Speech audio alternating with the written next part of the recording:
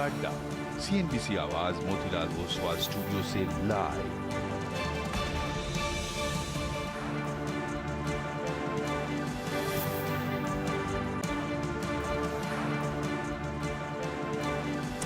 नमस्कार, सभी का स्वागत है CNBC आवाज मोतीलाल ओसवाल स्टूडियोज में। मार्केट के एक्शन और आज की क्लोजिंग स्ट्रैटेजी पर रहेगी नजर, लेकिन शुरुआत हेडलाइंस के साथ। बढ़ेगी आपकी EMI। रिजर्व बैंक ने लगातार छठवीं बार महंगा किया कर्ज, 4.5% बढ़ा रेपो रेट। RBI गवर्नर ने आगे भी दरें बढ़ाने के दिए संकेत, कहा महंगाई में नरमी लेकिन अब भी लक्ष्य से ऊपर। लोन रेट में ग्रोथ हो रही है, गोइंग फॉरवर्ड डिपॉजिट रेट में उससे ज़्यादा ग्रोथ हो, क्योंकि अभी अगर लोन ग्रोथ को फंड करना है तो डिपॉजिट रेज करने पड़ेंगे।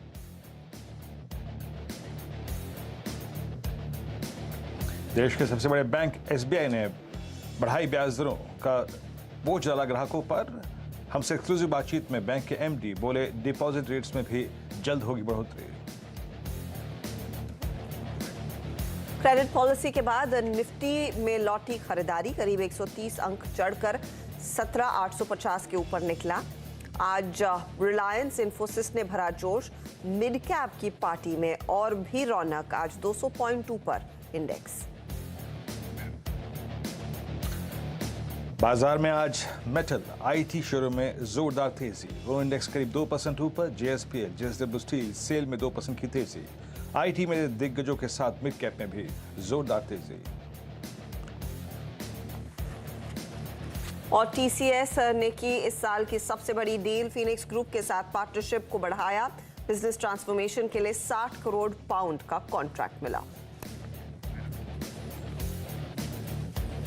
पेटीएम में 9% की जोरदार तेजी। जनवरी में कंपनी की लोन ग्रोथ में करीब 29% की बढ़ोतरी। CLSA ने कंपनी को डबल अपग्रेड कर 800 रुपए का दिया भाव। जोमेटो में भी करीब 7% का उछाल।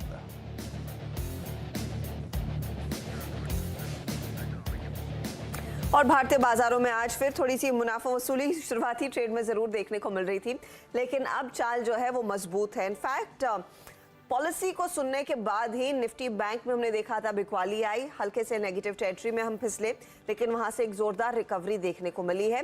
निफ्टी बैंक आज का हाउएवर अंडर परफॉर्मर है, सिर्फ 60.2 पर। इसके सामने अगर आप निफ्टी देखेंगे तो यहाँ पर आपको नजर आएगा 100 पॉइंट से ज्यादा का मूव, और उससे ज्यादा बेहतर प्रदर्शन दरअसल आज देखने को मिला है मिड कैप इंडेक्स की ओर से। इसीलिए एडवांस डिक्लाइन रेशियो एकदम चुस्त है। बढ़ने वाले शेयरों की संख्या कहीं ज्यादा है आज गिरने वालों की तुलना में।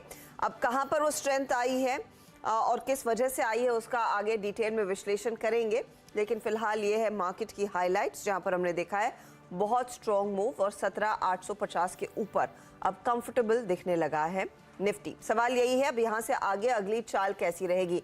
इंडिया विक्स में भी बहुत हल्का सा कूल ऑफ देखने को मिला है, वो भी एक पॉजिटिव है। वीरो आफ्टरनून 17,850 कब्जे में, अब अगला पड़ाव क्या? Good afternoon Harshita. देखिए पिछले 2 सेशन से हर्षिता जिस कॉल राइटर ने निफ्टी को ग्रैब करके रखा हुआ था 17,800 17,800 17,800, आप यकीन मानिए कल मैं 12 बजे का कार्यक्रम कर रहा था, लगभग 17,800 की कॉल में 1.25 करोड़ का आउटस्टैंडिंग हुआ था। क्लोजिंग बेसिस पे कल करीब 92 लाख का आउटस्टैंडिंग हुआ था। और सारी बातें यही हो रही थी कि जनाब अगर इस क्लस्टर से हमको बाहर निकालेगा तो शायद वो RBI की क्रेडिट पॉलिसी होगी। पर आप संजोग देखिए कि क्रेडिट पॉलिसी के दिन बैंक निफ्टी शांत है लेकिन निफ्टी चल रहा है। हुआ क्या, आज आई थिंक जो फोर्सेस थी वो चेंज हो गई। मैं 2 चीज़ आपकी स्क्रीन पर रखूंगा हर्षिता। दैट्स निफ्टी IT, जिसको शायद आपने, मैंने और आशीष ने सुबह सुबह सबसे पहले डिस्कशन किया था कि नैस्डैक ने जो कल किया, कल अपना लास्ट ड्यू एवरेज 100-डे एक्सपोनेंशियल मूविंग एवरेज छुआ, उसको बाइसेक्ट करने की कोशिश करी, वो इस फोर्स को जनरेट करने के लिए काफ़ी था। परसों एक पॉज था, ठीक है, कल एक पॉज था, लेकिन आज वो अपने, अगर आप देखें, उस एग्जैक्टली मोमेंटम वाले रूट पे लौट आया। एक ये, और दूसरा रिलायंस इंडस्ट्रीज। शब्दों में अपनी रणनीति पे मैं रिलायंस का जिक्र करूंगा, याद रखिएगा इस चैनल का स्वामित्व प्रबंधन रिलायंस इंडस्ट्रीज होल्ड करते हैं, लेकिन मैं सिर्फ इसके टेक्निकल पैरामीटर्स पे और इसके कंट्रीब्यूशन टू इंडेक्स उस पर बातचीत कर रहा हूँ। हर्षिता, रिलायंस ने आज 12 जनवरी के बाद, यानी लगभग 19 ट्रेडिंग सेशन के बाद फर्स्ट टाइम, इस इंडेक्स हैवी वेट ने फर्स्ट टाइम 19 सेशन के बाद 10 day exponential moving average break किया, तोड़ा ऑन द हायर साइड। तो ये दो फोर्सेस तय कर चुकी थी कि बाजार शायद आज रिस्पेक्ट देगा निफ्टी को।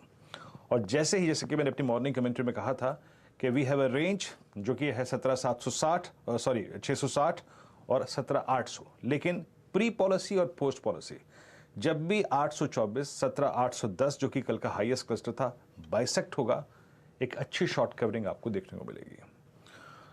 हमने क्या व्यू लिया था, कौन कौन से लेवल से बातचीत की थी, लेके आइए सुबह की plates. Above 17824 a swing towards 864 is possible. 864 क्या था?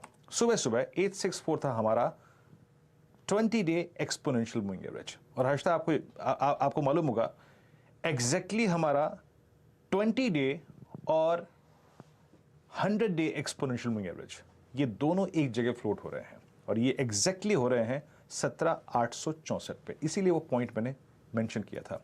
हम 864 के ऊपर हैं। नेक्स्ट लेवल है 910। 910 का मतलब क्या है मैं आपको अगली स्लाइड में समझाऊंगा। अगर आपके पास लॉन्ग है तो 910 का मतलब क्या है। देखिए, required force Nifty IT generate कर रहा है, रिलायंस जनरेट कर रहा है, मेटल्स जनरेट कर रहे हैं, कुछ बैंकिंग स्टॉक फ्यूचर्स जनरेट कर रहे हैं, लेकिन 910 का मीनिंग क्या है लेके आइए प्लीज। 6 स्ट्राइक्स लेके आइए आपकी स्क्रीन पर। वो स्क्रीन पर जो आएंगी 6 स्ट्राइक्स वो एग्जैक्टली रिफ्लेक्ट करेंगे कि उसका मीनिंग क्या है। वो है 17900 का कॉल राइटर, जो कि अभी भी अगर आप देखें बहुत आई थिंक कल तक कन्विक्शन के साथ बैठा हुआ था। अब उसको जज करते हैं। देखिए 17900 पे अभी भी 81 लाख कॉल खड़ी है। आज तक 17900 पे अभी भी 81 लाख कॉल खड़ी हैं। इसीलिए मैं कह रहा हूं the next level of resistance persist at 17910। But एक चीज अच्छी है, आप अपनी स्क्रीन को देखिए, 17800 पे अच्छी पुट राइटिंग है। Even put writing in the money put 17900 पे भी है। सो अगर आपने निफ्टी सुबह लॉन्ग किया, लॉन्ग होल्ड कर सकते हैं। प्रॉफिट बुक करना एक अच्छा विकल्प होता है। अगर आप एक डे ट्रेडर हैं तो आप इस प्राइस पे 873 पे 80 पे एक प्रॉफिट बुक कर सकते हैं। बट अगर आप अपने लॉन्ग्स को कैरी करना चाहते हैं फॉर टुमारो, आप रिलायंस के इस पुल बैक का, आप निफ्टी आईटी के इस पुल बैक का और फायदा उठाना चाहते हैं तो याद रखिएगा आपका ट्रेलिंग स्टॉप लॉस थोड़ा सा नीचे आएगा। और वो ट्रेलिंग स्टॉप लॉस आएगा, प्लीज निफ्टी का इंट्राडे चार्ट लेके आइए। ठीक पोस्ट पॉलिसी जब आप हर्षदा स्क्रीन पे थी भी, जो एक डिप आया था एट 1042, वो लो यानी 17790 या फिर 17810, वही आपका स्टॉप लॉस रहेगा। बट लेट्स सी 910 पे क्या होता है, उसके बाद जज करेंगे। निफ्टी बैंक लेके आइए। आज सुबह क्या बात हुई थी? 510 एक डिफिकल्ट जोन है, मतलब 41510 वो निकला तो एक स्विंग मिलेगा आपको on the higher side towards 41671, वो भी मिला। और पोस्ट पॉलिसी आपको 41800 तक का स्विंग भी मिला। निफ्टी बैंक की वो प्लेट्स दिखाई, रेजिस्टेंस की प्लेट है। क्या सुबह बातचीत हुई थी? हमारी बातचीत हुई थी कि अगर 41645 निकला तो आपको 41845 तक का स्विंग मिलेगा। 800 तक का मिला, लेकिन उसके बाद सिंक हो गया। बट हर्षदा, मैं इस वक्त निफ्टी बैंक को जज नहीं करना चाहूंगा, क्योंकि अपने इवेंट के दिन अगर ये नहीं चल रहा है और अपने इवेंट के दिन अगर ये 20 डेमा के नीचे है तो अभी इसकी पे बात नहीं करेंगे, न इसको दोबारा लॉन्ग करने का मन है। क्योंकि जब तक ये 20 डेमा को रिगेन नहीं करेगा जो निफ्टी ने किया, तब तक वो रिक्वायर्ड फोर्स विजिबल ही नहीं है। तो इसीलिए for the time being Nifty bank को हर्षदा छोड़ते हैं टिल द टाइम ये 41671 के जोन को दोबारा रिगेन नहीं कर लेता। हर्षदा, ओके, तो लेवल्स का इंतजार रहेगा और उसके बाद ही फिर नई तेजी का ट्रेड निफ्टी बैंक में आएगा। फिलहाल कुछ स्टॉक्स आपकी स्क्रीन पर। पहले तो सिम्फनी लेकर आइए, क्योंकि सिम्फनी में नतीजे आए, लेकिन नतीजों से ज्यादा जो आकर्षित करने वाली चीज है वो है दरअसल कंपनी ने जो बायबैक अनाउंस किया है। 10 लाख शेयरों का बायबैक मेरे ख्याल में होगा, लेकिन उससे ज्यादा आई थिंक वो डिटेल्स आपकी स्क्रीन पर आ जाएंगे फिर से फ्लैश में। 2000 रुपए प्रति शेयर के भाव पर दरअसल ये बायबैक होने वाला है। खबर आने के बाद अब ये स्टॉक 1100 पर आया है, लेकिन जब ये खबर आई थी तब 1000 के आसपास ट्रेड कर रहा था।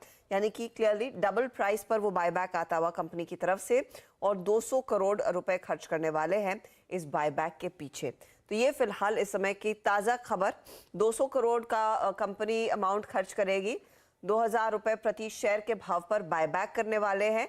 10 लाख शेयरों का बायबैक होगा, टेंडर रूट से होगा, लेकिन ये प्राइस इनफैक्ट काफी ऊपर की है। डबल प्राइस पर दरअसल वो बायबैक आता हुआ। जी वीरू बताइए।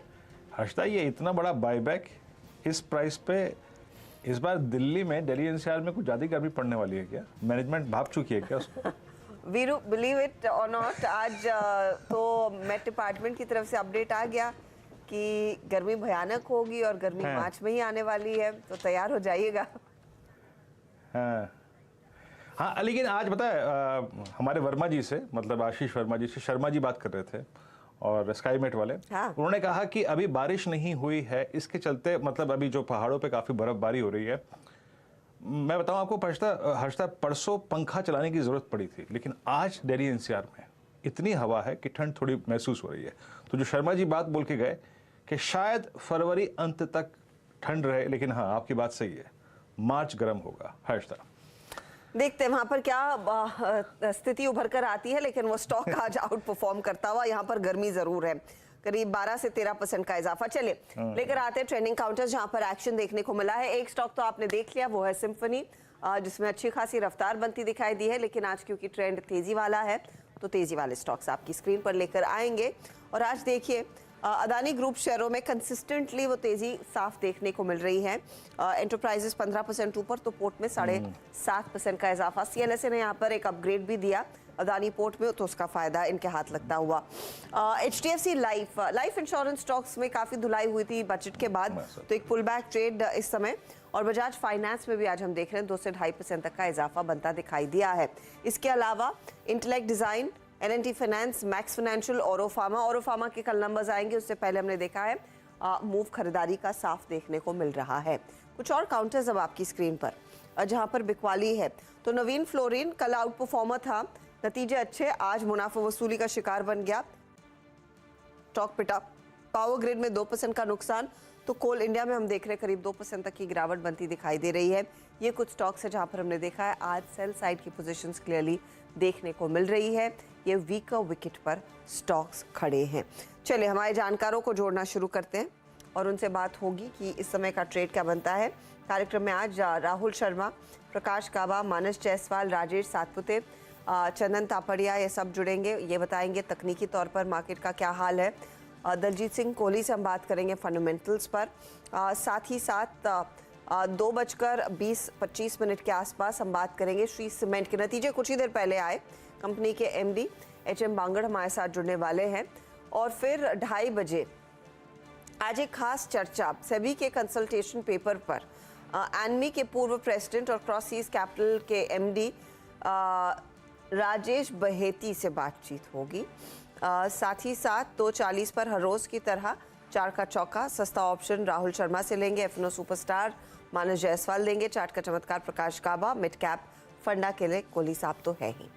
इसके अलावा 2:50 पर आज कैपिटल माइंस के फाउंडर एंड सीईओ दीपक शनॉय से भी खास चर्चा हम करेंगे। और 3 बजे यतिन को जोड़ेंगे डीलिंग रूम चेक के लिए। जी चलिए अब इस चर्चा को शुरू करते हैं। एक काम करते हैं, पहले ट्रेड पिक करना शुरू करते हैं। मार्केट से डे हाई, टिक बाय टिक चार्ट्स को देखिए। यस, मार्केट से डे हाई और निफ्टी बैंक फिर एक थोड़ा सा दमखम जुटाता हुआ, इस पर हम बातचीत करेंगे। एक पॉइंट याद रखिएगा बैंक निफ्टी के लिए, बस मैं मार्क कर देता हूं क्योंकि अब चर्चा में आगे बढ़ रहे हैं हम। 41,620 ये इंट्राडे जो हमारे टिक बाय टिक चार्ट्स होते हैं उसका एक स्लोपिंग डाउनवर्ड ट्रैजेक्टरी का हाई होगा 41,620। जब ये लौटेगा इस पे तो बात करूंगा, लेकिन मानस, गुड आफ्टरनून, आपका कन्वेंशन कॉल इस वक्त का क्या है? Good afternoon Virendra ji. तो देखिए फार्मा स्पेस में काफी बाइंग इंटरेस्ट देखने को मिल रहा है। बहुत सारे फार्मा स्टॉक चार्ट्स पे बेहतरीन लग रहे हैं और उन्हीं में से एक है लुपिन, जहां पर हमने एक फ्रेश ब्रेकआउट देखा। मेरे ख्याल से करीब 7-8 दिनों के कंसोलिडेशन के बाद हमें ये ब्रेकआउट देखने को मिला। 200 मूविंग एवरेज पे स्टॉक ने सपोर्ट लिया था, तो क्योंकि एक फ्रेश ब्रेकआउट है, आई थिंक यहाँ पर आप खरीदारी कर सकते हैं। 759 के स्टॉप लॉस, ये कैश लेवल्स हैं। 759 के स्टॉप लॉस खरीदारी करनी है 800 रुपए के टारगेट के लिए। और 780 का कॉल ऑप्शन ले सकते हैं। 19 रुपए का ट्रेड हो रहा है, 12 रुपए का स्टॉप लॉस लगाइए और 34 रुपीज का टारगेट सेट करिए।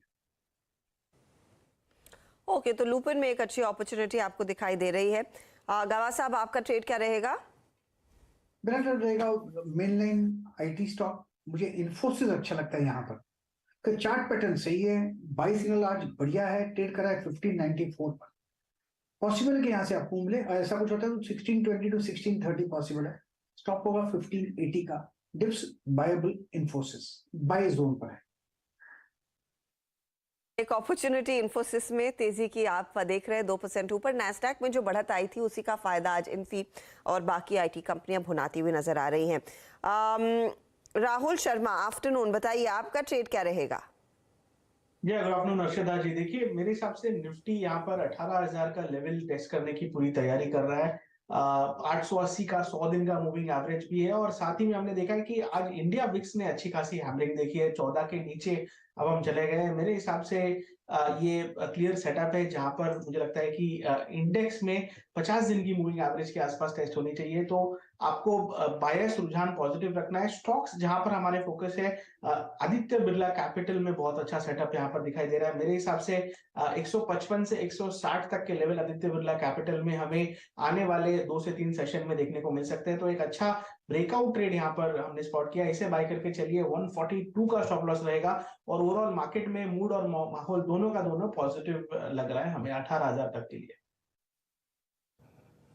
जी आदित्य बिरला कैपिटल 147.55 पे इट्स अ बाय ट्रेड। और मैं जरा प्लीज डायरेक्टर साहब, जब कॉल्स आए तो एक बार एक टेक्निकल चार्ट रखा कीजिएगा इसका। और अगर आप 6 महीने का कैंडलस्टिक चार्ट दिखा सकें। दरअसल मिड दिसंबर में जब बाजार बहुत तेज था, इसने 162 का हाई लगाया था। उसके बाद एक इसने 100 EMA तक का डिप दिया, लेकिन अब मोटा मोटी अगर आप देखें तो लगभग सवा और करीब करीब 2-2.25 महीने का जो स्लोपिंग डाउनवर्ड ट्रेजेक्ट्री है वो बाइसेक्ट हो रही है। नाइस स्पॉटिंग अच्छी। अगर आप देखें ये ट्रेड पिक है आदित्य बिरला कैपिटल आपकी स्क्रीन पे 148 पर ट्रेड करते हुए। Nifty day high. Prakash sir, आपका कन्विक्शन कॉल? मेरा कन्विक्शन कॉल है इन्फोसिस। बहुत अच्छा आपको मिला है, बेसिक चार्ट पैटर्न बढ़िया है, बाई जोन पर है, ट्रेड करा है 1595 पर। मुझे लगता है 1620 से 1630 तक जाना चाहिए। Dips until 1580 Bible, stop below 1580 Infosys. Rajesh Satpute के पास जाना था वैसे वीरू। राजेश जी बताइए क्या ट्रेड लेंगे? गुड आफ्टरनून हर्षदा जी। देखिए मेरा ट्रेड रहेगा कमिंस इंडिया पे। कमिंस इंडिया का अगर आप आर्ली चार्ट देखें तो यहाँ पे एक रेंज ब्रेकआउट दिखता है। पिछले अगर आप देखें पिछले करीबन 8 दिनों से जिस रेंज में था, जहाँ पे अटक रहा था, वो था 1460।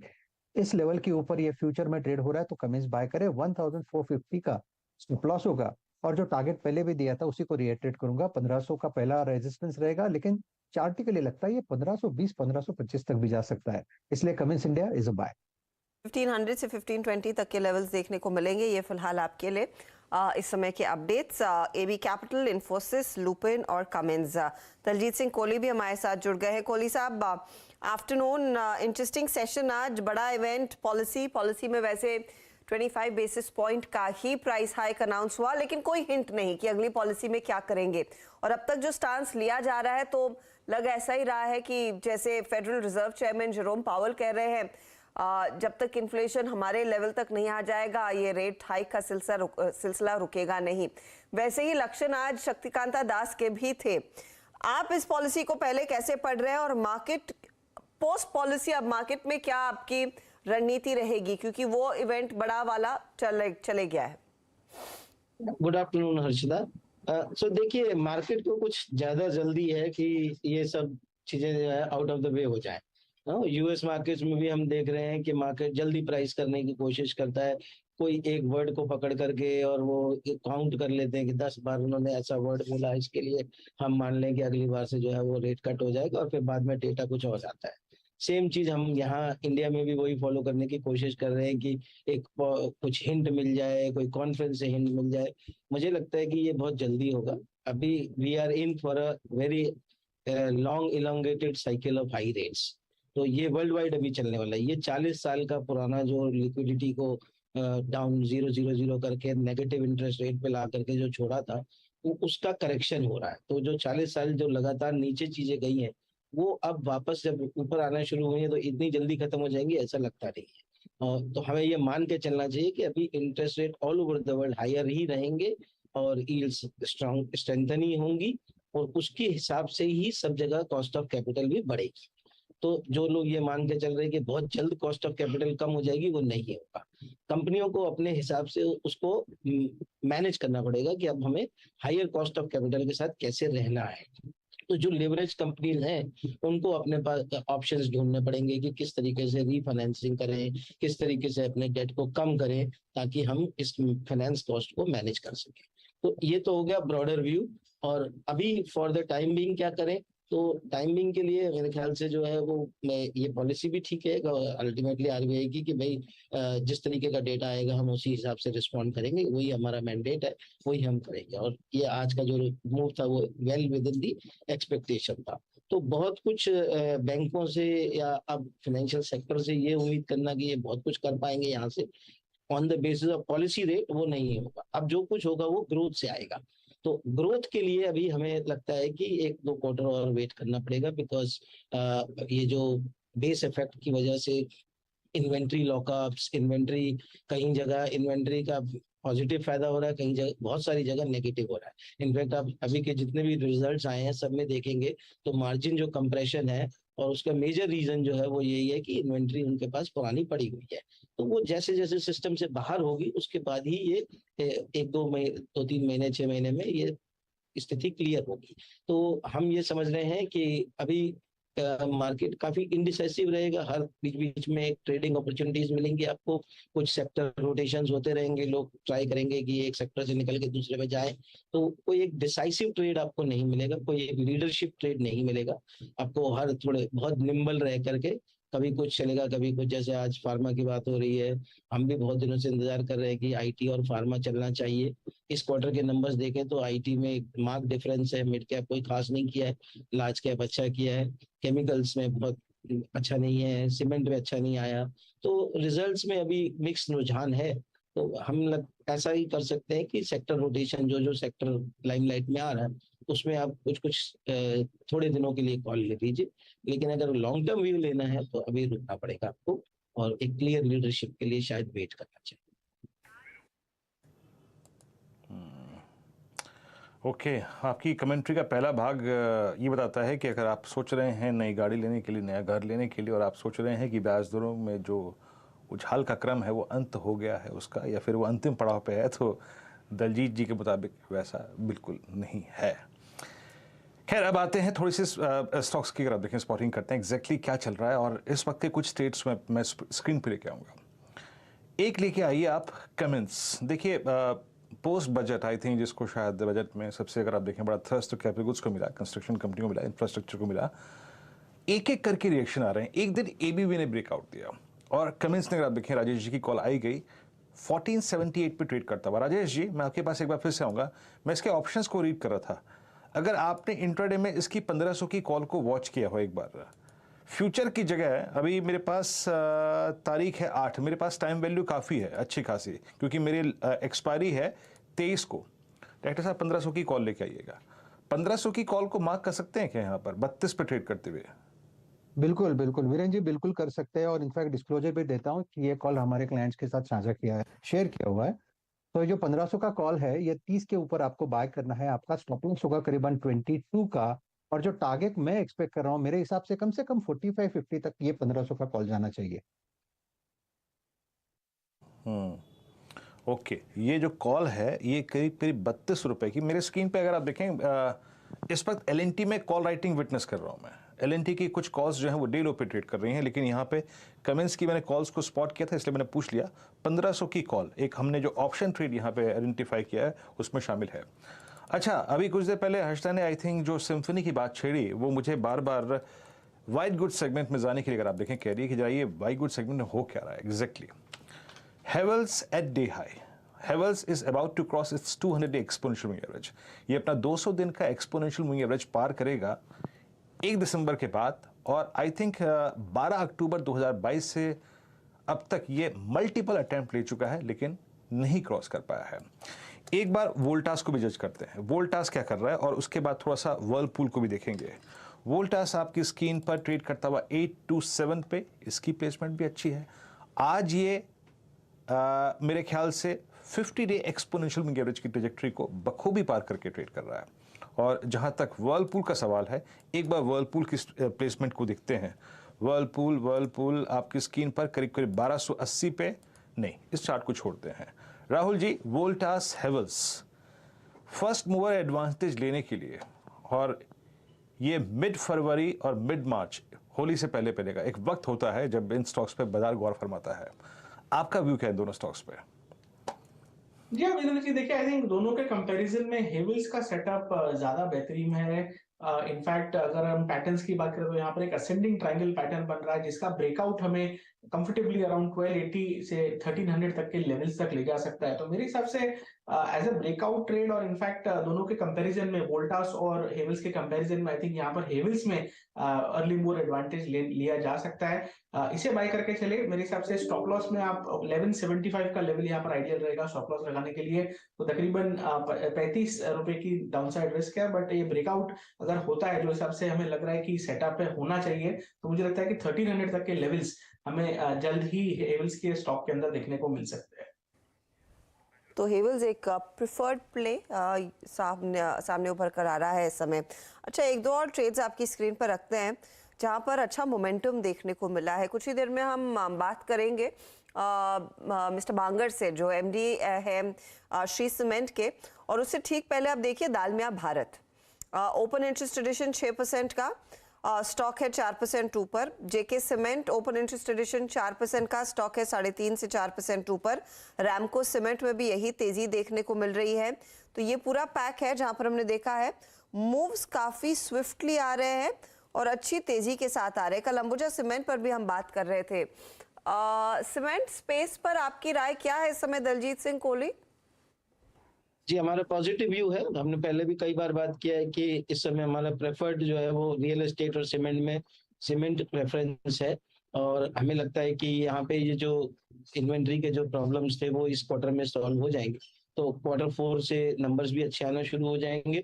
इन लोगों की जो लॉजिस्टिक्स कॉस्ट है वो काफी कम हो गई है, जो कोल की कॉस्ट है वो भी काफी फर्क पड़ा है, और प्राइस रियलाइजेशन बढ़ रहा है। तो यहाँ पर हमारे जो दो प्रेफर्ड पिक्स हैं वो श्री सीमेंट और डालमिया भारत है, और वैसे अदरवाइज व्यू जो है वो पॉजिटिव है पूरे सेक्टर में। और दालमिया भारत में काफी तगड़ा एक्शन आज बनता हुआ दिखाई दे रहा है। वेरी क्विकली, इससे पहले कि हम बांगर साहब के पास जाएं, राजेश सातपुते, दालमिया भारत, जेके सीमेंट और आपका रैमको, तीनों में काफी स्ट्रेंथ है। आप बताइए कौन सा ट्रेड ज्यादा फेवरेबल साबित हो सकता है आगे? देखिए, मुझे लगता है जेके सीमेंट में वो रैली अभी बाकी है। अगर आप टेक्निकली भी देखें तो it's a double bottom formation, divergence भी कहते हैं हम इसे। तो अकॉर्डिंग टू फॉर्मेशन इसका टारगेट होगा करीबन 2850 से लेके 2900। आप थोड़ा वक्त है, इंटरमीडिएट हर्डल्स होंगे, ऐसा नहीं है 2800 के आसपास एक बार अटकेगा। तो अगर आपको कुछ लेना है और रखना भी है, आई थिंक थोड़ा कंफर्ट मिलता है जेके सीमेंट में। तो इस ट्रेड के लिए अगर आपको पोजीशन जो अगर मेंटेन करनी है तो स्टॉप लॉस जो है थोड़ा सा डीप होगा। 2700 के नीचे आपको स्टॉप लॉस मेंटेन करना पड़ेगा। 2800 जैसे ही पार करेगा उसके बाद शॉर्ट कवरिंग और तेज होगी। तो 2800 पार करे तो शायद शॉर्ट्स और भी एक्टिव, शॉर्ट कवरिंग और एक्टिव होती हुई दिखाई दे सकती है, तो मूव और भी स्विफ्ट होंगे। यह है फिलहाल जेके सीमेंट की बात। लेकिन कुछ ही देर पहले हम श्री सीमेंट के नंबर्स फ्लैश होता देख रहे थे। यहाँ पर हमने देखा है आय करीब 14% से ज्यादा बढ़ी है। कुल वॉल्यूम में उछाल जरूर देखने को मिला है, लेकिन ऊंचे फाइनेंस कॉस्ट और अधिक टैक्स के चलते मुनाफा दबाव में आया। 44% की कमी प्रॉफिट में देखने को मिली है। हमारे साथ कंपनी के मैनेजिंग डायरेक्टर एचएम बांगर जुड़ गए हैं। मिस्टर बांगर, स्वागत है आपका। ये ऑफ कोर्स कुछ कॉस्ट आपके फाइनेंस के बढ़ गए, इसीलिए प्रॉफिटेबिलिटी पर दबाव है, लेकिन सब मार्जिन्स में भी खासा प्रेशर देखने को मिला है। नियरली 6%, 600 बेसिस पॉइंट का कॉन्ट्रैक्शन एक क्वार्टर में ईयर ऑन ईयर मैं देख रही हूँ, अच्छा खासा है। लेकिन क्वार्टर ऑन क्वार्टर शायद ज्यादा इंपॉर्टेंट रहेगा, वहां पर एक्सपेंशन जरूर देखने को मिली है। ये बताइए, ये इनपुट कॉस्ट की वजह से हुआ है, कोल, पेटकोक एक्सेट्रा, उसका कुछ मॉडरेशन देखने को मिल रहा है प्राइसेस में, तो उसका क्या क्वार्टरली बेसिस पर फायदा मिल रहा है, और Q4 में ये कैसे एक्सटेंड होता हुआ दिखाई देगा? मैं मेंटेन करता हूं कि Q4 से मिलेगा। आपने थर्ड क्वार्टर में देखा कि कुछ हमारा फ्यूल कॉस्ट कम हुआ, क्योंकि फोर्थ क्वार्टर के अंदर में उसका और असर आएगा, और फास्ट असर आ रहा है। सो अभी है जो कोयले के और पेट्रोल के इंटरनेशनल दाम कम हो रहे हैं, उसका असर है। और दूसरी बड़ी बात है कि अभी तक जो मैंने पहले लास्ट टाइम कहा था कि 10 से 12% हमारा वॉल्यूम ग्रोथ होगा, इनफैक्ट 10 ही कहा था, वो आज मैं मेंटेन करता हूं कि 15% के आसपास, 14 से 15% ईयरली बेसिस पे वॉल्यूम ग्रोथ होने की आशा है। बिकॉज देश में डिमांड अच्छी है, श्री सीमेंट के पास कैपेसिटी है, we are able to meet demand. तो आप बेसिकली कह रहे हैं कि 14 से 15% तक के वॉल्यूम्स देखने को मिलेंगे गोइंग फॉरवर्ड, शायद उसका रिफ्लेक्शन रेवेन्यूज में भी नजर आया है। सर ये बताइए फिर प्राइसिंग उस लिहाज से कैसी रहेगी वॉल्यूम्स के साथ? प्राइसिंग हमारा पढ़ा है ओनली 2% से, बाकी सारा कुछ आया है वॉल्यूम से ही। ओके, आप कैपेसिटी एक्सपेंशन का जिक्र कर रहे थे। आपने दरअसल एक इंटीग्रेटेड सीमेंट प्लांट नवलगढ़ में सेटअप करना था, एक गुंटूर में आ रहा था, एक क्लिंकर ग्राइंडिंग यूनिट पुरुलिया में आने वाली थी। कब तक कमीशन होंगे? क्या अपडेट दे पाएंगे इस एक्सपेंशन पर आप हमें? देखिए जी, सबसे पहले तो हमारा पुरुलिया अप्रैल जून क्वार्टर में कमीशन हो जाएगा। तो सारा चीज एज पर शेड्यूल है, जो कि आशा कर रहे थे। जहां तक नवलगढ़ का है, जो कि नेक्स्ट कमीशन होने वाला है अभी से 2 क्वार्टर के बाद में, अक्टूबर दिसंबर क्वार्टर के अंदर एक्सपेक्टेड है कंप्लीट हो जाएगा। और ये जो हमारा गुंटूर का प्लांट है, ये 1 क्वार्टर पहले, जो पहले हमने गाइडलाइन दिया था, 3rd क्वार्टर नेक्स्ट ईयर के अंदर में कंप्लीट हो जाएगा। तो सब चीज हमारी टाइम से चल रही है। अच्छा, इस पूरे एक्सपेंशन के बीच फिर नेट कैश ऑन बुक्स आपका कितना है सर? अगर उसका एक हमें अंदाजा दे सके, आगे क्या आपको कर्ज उठाने की जरूरत होगी या फिर लार्जली जो आपने QIP से पैसे रेज किए थे उसी को डिप्लॉय करेंगे? नहीं, पैसा हमको बिल्कुल उठाने की जरूरत नहीं पड़ेगी। श्री सीमेंट के पास करीब 5,000 करोड़ रुपया पड़ा है और हम इसको जैसे जैसे दरकार पड़ेगी यूज करेंगे। QIP का पैसा हमने फास्ट ग्रोथ के लिए किया, पर उसी समय उसके 2 महीने बाद कोविड आ गया and we had taken a negative view Covid के बाद। तो अब वो वापस मोमेंटम बन गया है। नेक्स्ट ईयर ऑनवर्ड्स हमारा ये पैसा मोर एंड मोर एसेट पे कन्वर्ट होगा। तो क्या प्राइमरीली ऑर्गेनिक ग्रोथ पर ही ये पैसा खर्च होता हुआ दिखाई देगा? क्या कुछ ढूंढ रहे हैं आप? क्योंकि यहाँ पर ऐसी कुछ खबरें थी कि perhaps you're out in the market और कुछ इंटरेस्टिंग एसेट्स आप एक्वायर करेंगे। नहीं, एक्टिवली भी नहीं कर रहे हैं, मन है। और अगर कोई भी एसेट सेल पे आएगी तो श्री सीमेंट भी उसको अच्छी तरह से देखेगी, लेकिन हम एक लिमिट तक ही आगे जाएंगे और उसके बाद जहां हमें समझ में आता है कि हम पैसा इसके ऊपर दाम देके नहीं कमा सकते, वी विल लीव इट। तो हम बहुत इंटरेस्टेड है, but at A reasonable price जो हमें लगता है। बाकी जो ले रहे हैं वो भी अनरीजनेबल नहीं है। थोड़ा सा हिंट देंगे कि किस एरिया में आप एक्विजिशंस या फिर इंटरेस्ट दिखा रहे हैं अपनी इनऑर्गेनिक ग्रोथ के लिए? ये मुझे बताइए सर, अब जब आपने QIP रेस किया था तब कुछ ब्रोकरेजेस कह रही थी कि शायद आप कुछ शेयर होल्डर्स को भी रिवॉर्ड करेंगे, ऐसा कुछ प्लान है क्या? आम शेयर धारकों को कुछ एक्स्ट्रा डिविडेंड देने के लिए या फिर उनको रिवॉर्ड करने के लिए कोई योजना? जब हमारा रिटर्न हम बैंक रेट से ऊपर जब तक दे रहे हैं तब तक शेयर होल्डर के पास वो पैसा पॉजिटिव नहीं रहेगा। हम अगर रिटर्न कमती देंगे तो उससे पहले पैसा वापस दे देंगे। अच्छा, प्रीमियम सीमेंट में जो आप उतरने वाले थे या फिर फोकस उसी पर करने वाले थे, वहां पर कुछ अपडेट दे पाएंगे? As a percentage of sales premium product की क्या यहाँ कितनी गिनती है, कितना उस स्पेस में स्केल देखने को मिल सकता है? अभी तक हमारा टोटल 8% के आसपास है प्रीमियम सीमेंट और हम इसको बहुत फास्ट 20% नेक्स्ट ईयर में ला जाने की इच्छा है। और काम काफी हो रहा है, बैकग्राउंड काम हो रहा है। We will come with a bank.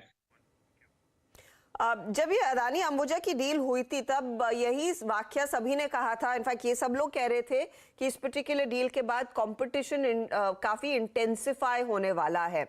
अब वो सौदा हो चुका है। अब मुझे बताइए ऑन ग्राउंड सिचुएशन कैसी है? आपने इस मार्केट में क्या बड़े चेंजेस ऑब्जर्व किए हैं? क्योंकि कई पेंट कंपनियां भी इस बिजनेस में अब उतरी है। कंपटीशन की स्थिति कैसी है? आई एम श्योर आप कहेंगे जितने लोग बढ़ेंगे उतना बेहतर होता है, हेल्दी होता है मार्केट के लिए, लेकिन ऑन ग्राउंड ये कंपटीशन बिजनेसेस को कैसे इम्पैक्ट कर रहा है? देखिए पहले तो जो बेसिक प्रेमिसेस था वो रॉन्ग था। एक मल्टीनेशनल कंपनी ने बिजनेस एक इंडियन प्रमोटर को दिया, ना तो इससे हमारा मर्जर हुआ ना एक्विजिशन, खाली एक्विजिशन हुआ, एक कंपटीटर की जगह दूसरा आ गया, कोई भी उसमें फर्क नहीं पड़ना है। So the intensity is same, business as usual. और फ्यूचर में लोगों का 10 तरह का बुद्धि है, 10 तरह का सोच है कि कल क्या होगा। Let us cross the bridge when we reach there. जब तक हम पुल पे चढ़े ही नहीं, हम उसको क्रॉस क्या करेंगे? अभी कोई तरीके का कोई प्रॉब्लम नहीं है, सब नॉर्मल बिजनेस है, सबको पैसा कमाना है, happy situation. Happy situation for everyone. बहुत बहुत शुक्रिया बांगर साहब हमारे लिए समय निकालने के लिए। तो आपने क्लियरली वो बातचीत सुनी। स्टॉक का हाउएवर आज थोड़ी सी नरमी दिखा रहा है, रेवेन्यू पर ज़्यादा रिएक्ट करता हुआ आपको शायद नजर आएगा। श्री सीमेंट करीब 1.1% नीचे। आप श्री सीमेंट को लेकर काफ़ी पॉजिटिव है। कोहली साहब, आपने कुछ देर पहले कहा, क्या ऐसा हो सकता है? क्या आपको कुछ अंदाजा है कि किस तरह के एसेट से आगे एक्वायर कर सकता है इस रेस में? देखिए, एसेट एक्वायर करने के लिए जो इनकी सबसे अच्छी हमें बात लगती है, वो उन्होंने अपने आप अभी क्लैरिफाई भी की कि हम लोग ओवरबोर्ड नहीं जाएंगे। एक लिमिटेड अमाउंट तक, जहां तक हमें लगेगा कि इससे ज्यादा देकर के हम कमा नहीं सकते, तो फिर कोई मतलब नहीं है जाने का।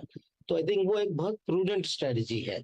और जब मार्केट में इस तरीके के न्यूज हो ना कि भाई सब लोग खरीदने वाले बहुत सारे लोग हैं या एक बड़ा खरीदार तैयार है, तो जो सेलर होता है वो अपने प्राइस अननेसेसरली इन्फ्लेट कर देता है। तो आई थिंक ये उम्मीद करना कि अभी कोई बहुत जल्दी कुछ बहुत रीजनेबल प्राइस पे हो जाएगा, वो शायद नहीं होगा। तो अभी हम लोग जो अपने एस्टिमेट्स में ले रहे हैं, वो श्री सीमेंट्स के लिए जो इनके अनाउंस्ड एक्सपेंशन प्लान है, केवल उन्हीं को ही ले रहे हैं। और हमारा जो मेजर कॉल है वो ये है कि जो एकदम कॉस्ट बढ़ गई थी, वो सब कॉस्ट जो है वो रैशनलाइज हो जाएंगी ओवर नेक्स्ट क्वार्टर। जैसे उन्होंने भी कहा, Q4 में काफी कुछ उसका बेनिफिट दिखेगा। तो जब ये कॉस्ट कम होंगी और डिमांड धीरे धीरे वापस आ रही है, तो प्राइसिंग पावर वापस आ रही है, तो उससे जो है ये दोनों चीजों का कॉम्बिनेशन इनको एबिटा पर टन पे जो है वो बेनिफिट हमको देखने को मिलेगा।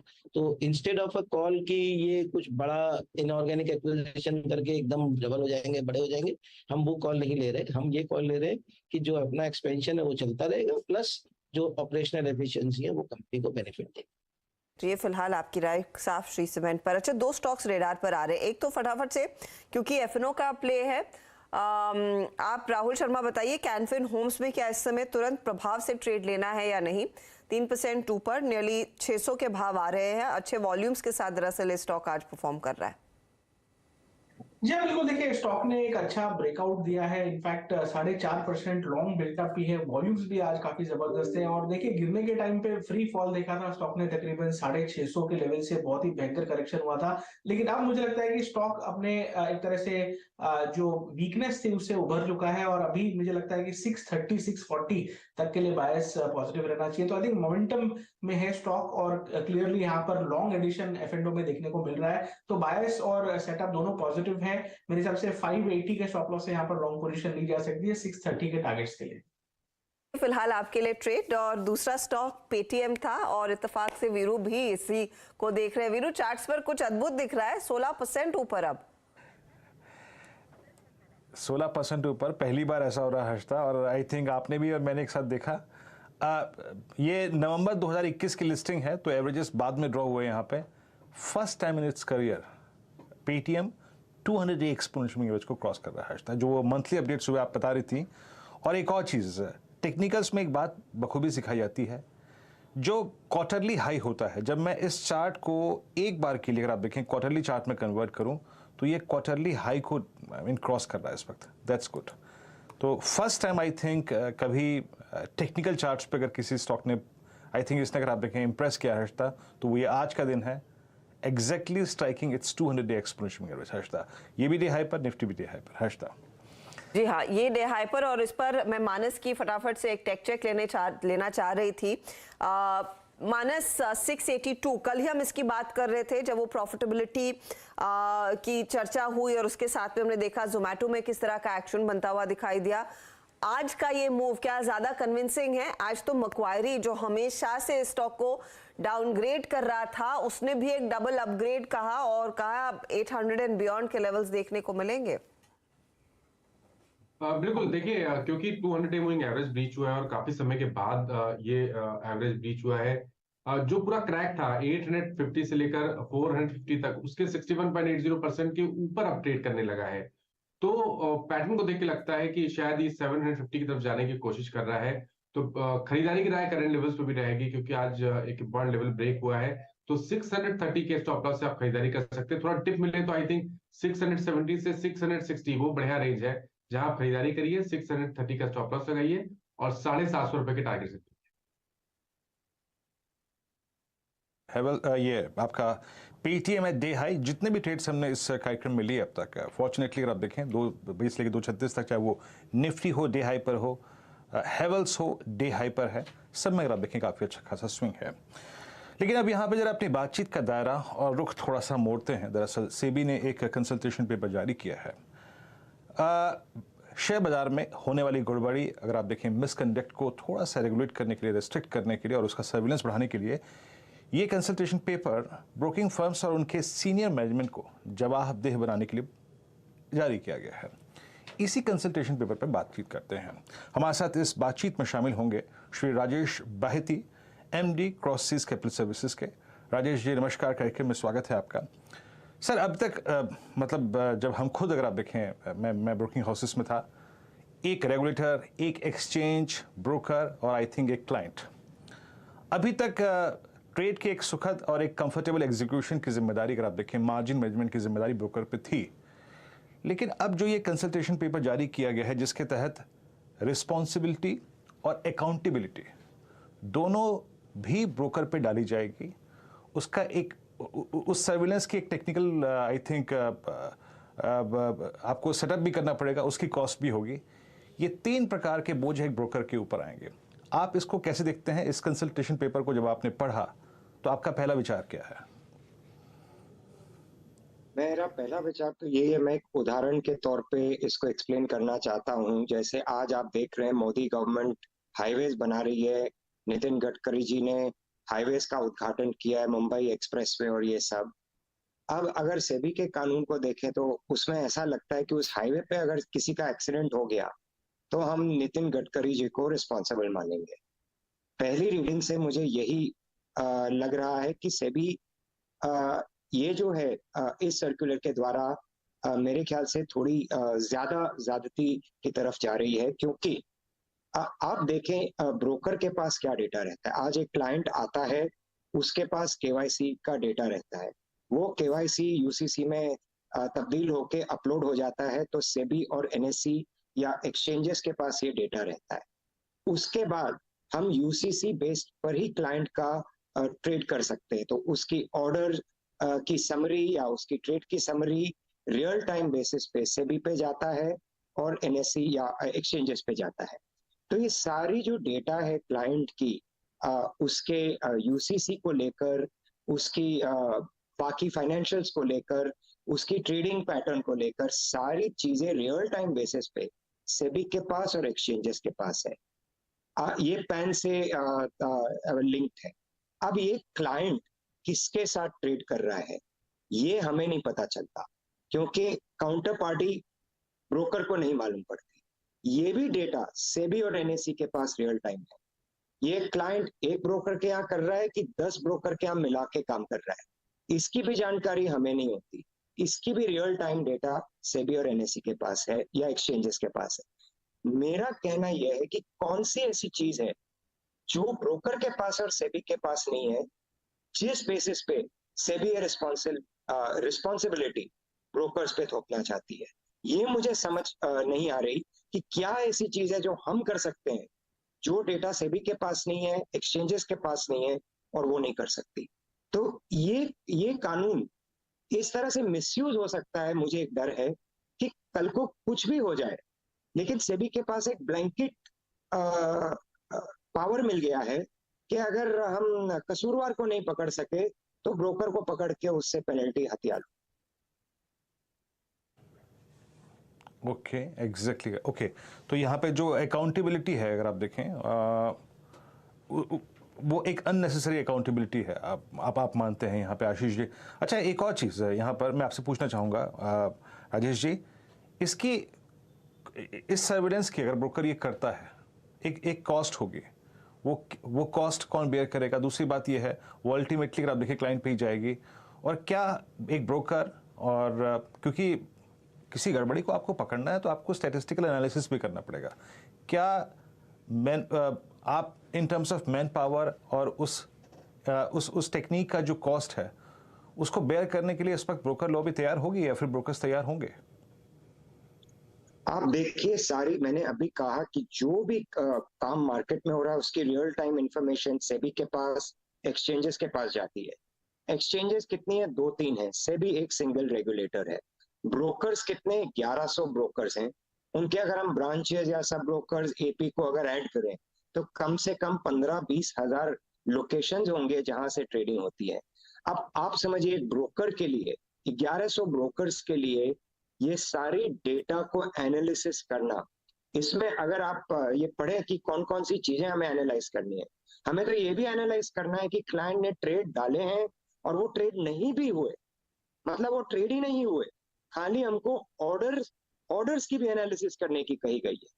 तो ये सब जो चीजें हैं, अकॉर्डिंग टू मी, एक छोटे ब्रोकर के तो कैपेबिलिटी के कंप्लीटली बाहर है। और इसकी एक ही रिजल्ट होगी कि बहुत सारे ब्रोकर सिस्टम से बाहर निकल जाएंगे और ये और इसकी कोई जरूरत नहीं है मेरे ख्याल से।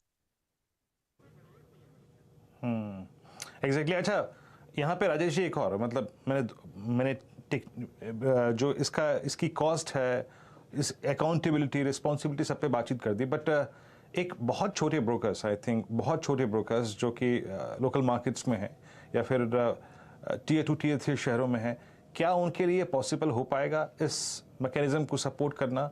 उनके पर्सपेक्टिव से आप क्या कहना चाहेंगे? नहीं, मैंने तो बोला ही है कि उनके लिए बहुत ये डिफिकल्ट सिचुएशन है, क्योंकि जिस तरह की एनालिसिस रिक्वायर्ड है, ये हजारों में खर्चा नहीं होगा, लाखों में नहीं खर्चा होगा। ये सर्वेलेंस मैकेनिज्म को अगर बनाना है तो करोड़ों में खर्चा है। और आप देखिए, आज के तारीख में भी एनएससी और बीएससी और बाकी के एक्सचेंजेस के पास सर्वेलेंस मैकेनिज्म है। वो अलर्ट्स जनरेट करके ब्रोकर्स को भेजते हैं और ब्रोकर्स को रिप्लाई करना पड़ता है। तो ये सारी मैकेनिज्म ऑलरेडी है। ये तो डुप्लीकेशन ऑफ एफर्ट की तरफ जा रहा है, एक। और दूसरी बात ये हो सकती है कि जो निवेशक है, अब कोई निवेशक आएगा, ब्रोकर इतना केयरफुल हो जाएगा, इतना वो काम करने में ये हेजिटेट करेगा कि हो सकता है कि ये इन्वेस्टर को भी बहुत सारे ब्रोकर्स बोलते हैं हम आपके लिए काम नहीं करेंगे। सही में। इनफैक्ट इस पे एक सेकंड पर्सपेक्टिव लेते हैं। दलजीत जी हमारे साथ हैं। दलजीत जी, अगर आप इस पर कुछ विचार व्यक्त कर पाएं, अगर ये कंसल्टेशन पेपर आपने जो सेबी ने फ्लोट किया है उस पर आपके अगर आप कुछ कमेंट करना चाहें, ब्रोकर के लिए आई थिंक ये सर्विलेंस और मेंटेन करना और अकाउंटेबिलिटी अगर आप देखें ब्रोकर की सीनियर मैनेजमेंट पे डालना, क्या ये पॉसिबल और क्या ये सही है हुआ? दलजीत जी। वीरेंद्र जी, मुझे बहुत ज्यादा जानकारी नहीं है, लेकिन जितना इनिशियल समझा है उसके हिसाब से मैं ये बोल सकता हूँ कि जो इस बात से मैं 100% एग्री करता हूँ कि जो डेटा है, वो जितना डेटा सेबी और रेगुलेटरी अथॉरिटीज के पास है, तो इट इज बेटर कि वो अपने लेवल पे उसको करे, ना कि ब्रोकर के लेवल पे। ब्रोकर की एक अपनी लिमिटेशन है, वो एक लिमिटेड दायरे में ही काम कर सकता है। उसके लिए शायद ये पॉसिबल नहीं होगा कि वो बहुत सारी चीजें और आपको इकट्ठी करके दे पाए, और अगर देगा भी तो उसके लिए उसको कॉस्ट लगेगी। मोर इम्पोर्टेंट, कॉस्ट से भी ज्यादा इम्पोर्टेंट ये है कि इकट्ठा करना ही बहुत मुश्किल होगा। तो और जब आपके पास ऑलरेडी डेटा है तो why do duplication of effort? आपके पास ऑलरेडी सब चीज है। आजकल तो हर चीज आपके पास online regular right on time available है, तो फिर why you need to do. ये तो एक तरीके का हो गया कि अपनी रिस्पॉन्सिबिलिटी को दूसरों के ऊपर डालने वाली बात, तो वो थोड़ा अच्छा नहीं लगा। और मुझे लगता है कि शायद कंसल्टेशन पेपर है, ऑब्वियसली और लोग भी अपनी राय देंगे और उस भी एक रिविजिट होगा। एंड सिस्टम्स को और बेटर बनाना बहुत जरूरी है, उसमें कोई दो राय नहीं है। सिस्टम्स को जितना कर सकते हैं करना चाहिए, लेकिन उसके लिए सेम डेटा को बार बार जगह कोई सेंस नहीं। सॉरी। ठीक है, कोई बात नहीं। अगर आप देखें हमने ये डिस्कशन, ठीक है, आपका योर पॉइंट टेकन दलजीत जी।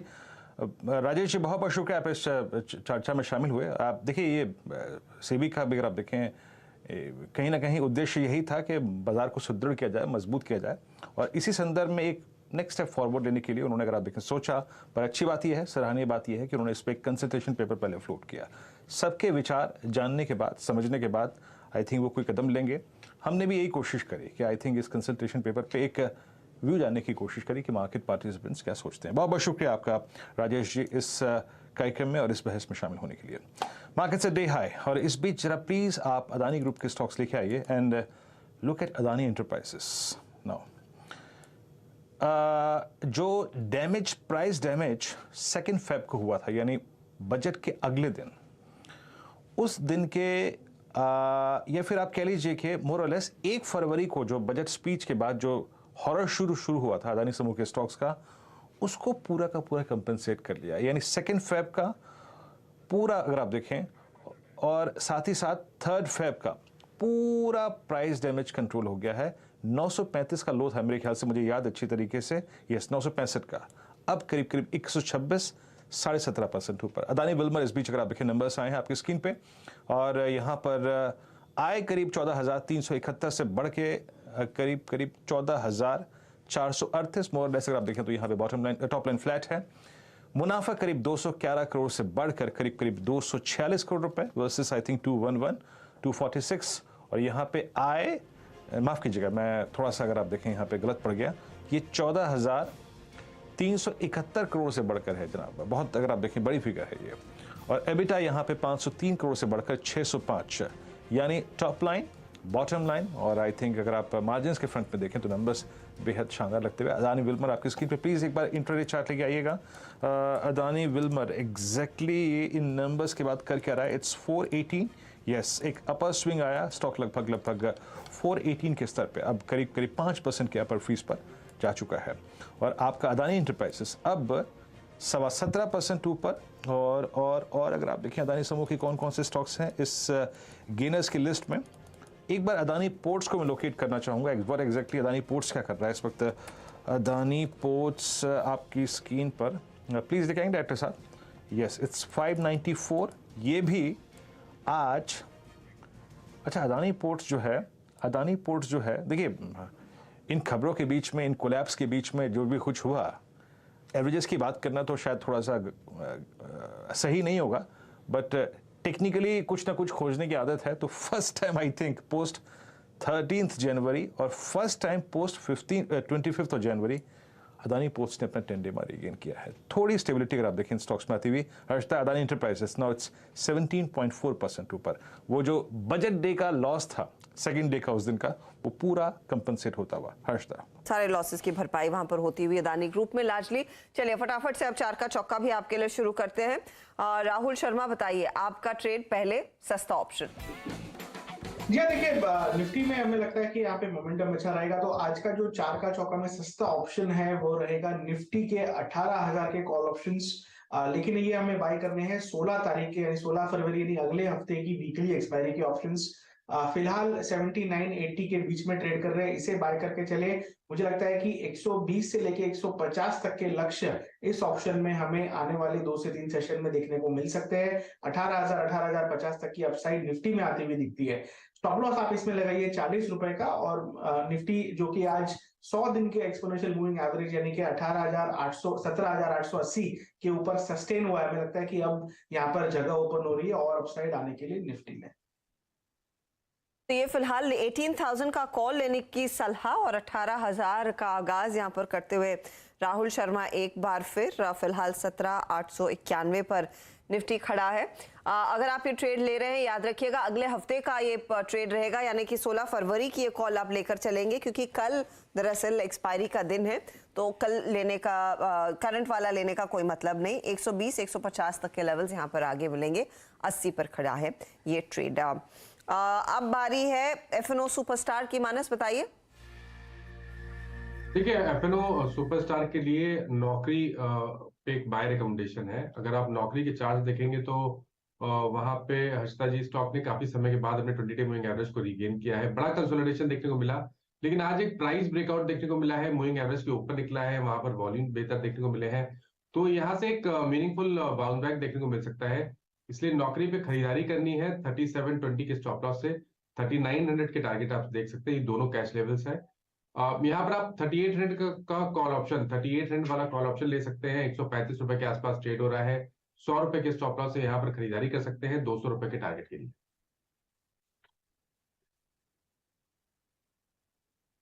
चलिए अब लेते हैं अगला ट्रेड, चार्ट के चमत्कार प्रकाश के बसर के सौजन्य से। प्रकाश सर क्या पिक कर रहे हैं आप? Well, good afternoon to you. मुझे पसंद आता है इस वक्त वो है डीएलएफ। डीएलएफ ट्रेड कर रहा है 361 के आसपास। इसका बहुत बढ़िया बेस बना है करीब 8-9 दिनों से, और लगता है कि अपू आज शुरू हुआ। टारगेट है करीब 370 का, उसे 1-2 दिन लग सकते हैं डीएलएफ को। स्टॉप होगा कहां पर? मेरे ख्याल से स्टॉप होना चाहिए, आज का लो बहुत है, वो है करीब 356 डीएलएफ। यस, ओके, डीएलएफ आप बाय करके चलना चाहते हैं। 361 क्रॉस किया है इसने आज। देखिए नंबर्स के बाद इसमें अगर आप देखें थोड़ी सी गुहार बड़ी है स्टॉक में। आज 20 डेमा को टच करता हुआ 361.7 पे प्रकाश सर का ट्रेड है।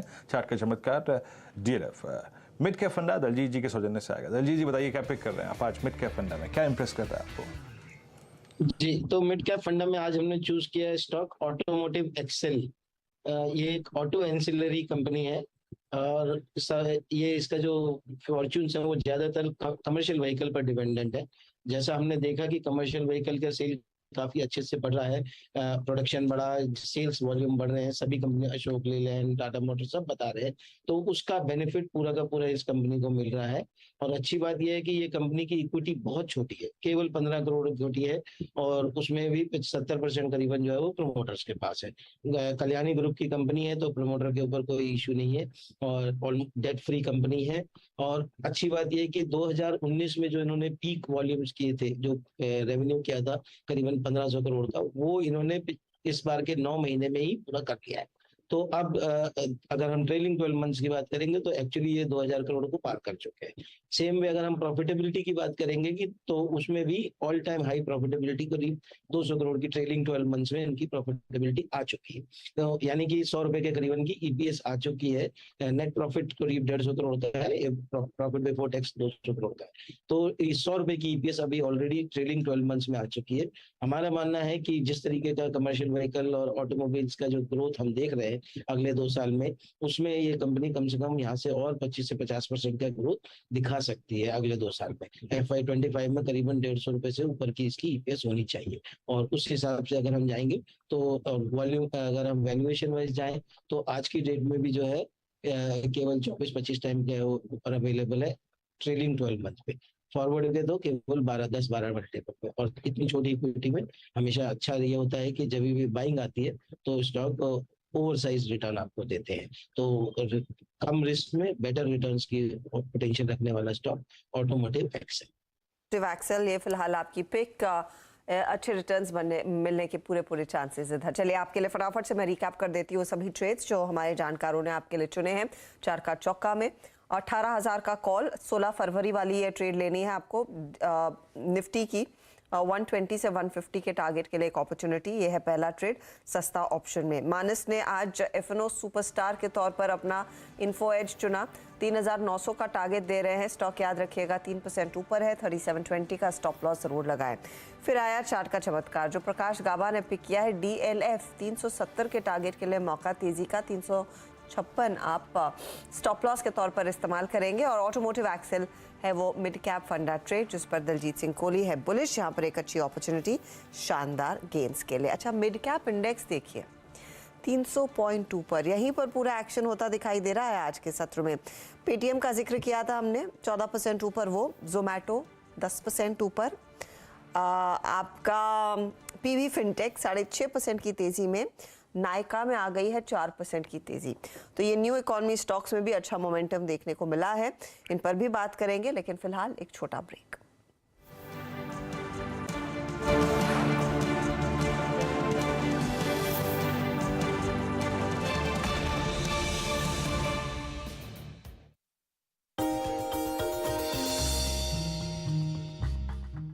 Do you know में आज हम बातचीत करने वाले हैं होटल अशोका के बारे में। दरअसल ये आईटीडीसी मैनेज्ड होटल, जिसके बारे में आपने कई बारी चर्चाएं सुनी होंगी, खासतौर से इसके विनिवेश को लेकर या मोनेटाइजेशन को लेकर।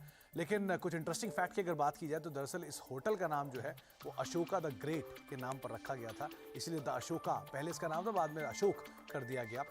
दरअसल कई साल पहले जब यूनेस्को के इवेंट में पंडित जवाहरलाल नेहरू साहब गए थे, तब उनको लगा था कि इंडिया को भी एक मार्क बनाना चाहिए, और उसी के ही अगले यूनेस्को मीटिंग से पहले उन्होंने सोचा कि भारत को भी एक बढ़िया 5 स्टार वो ज़रूर वहाँ पर जहाँ पर मीटिंग हो पाए इस तरह की एक जगह बना कर देंगे। तो तब उन्होंने इस तरह का डिसीज़न लिया और उसके साथ ही अशोका होटल की स्थापना की, ऊपर कामकाज करना शुरू हुए।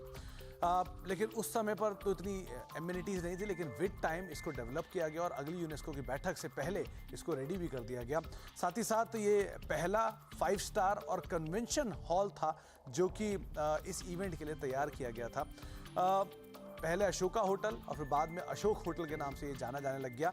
कुछ इंटरेस्टिंग फैक्ट में, ये दिल्ली का लार्जेस्ट पिलर लेस यानी कि बिना खंभों के सबसे बड़ा कन्वेंशन हॉल वाला कोई अगर होटल है दिल्ली में तो वो अशोका होटल है, और एक बड़े स्प्रेड एरियाज में, यानी 11 एकड़ की ज़मीन में ये होटल बना हुआ है। तो अगर आप कभी भी नेक्स्ट टाइम उस होटल की तरफ जाएंगे तो उसका आकार विकार ज़रूर देखिएगा, किस तरह का भव्य होटल ये बनाया गया है।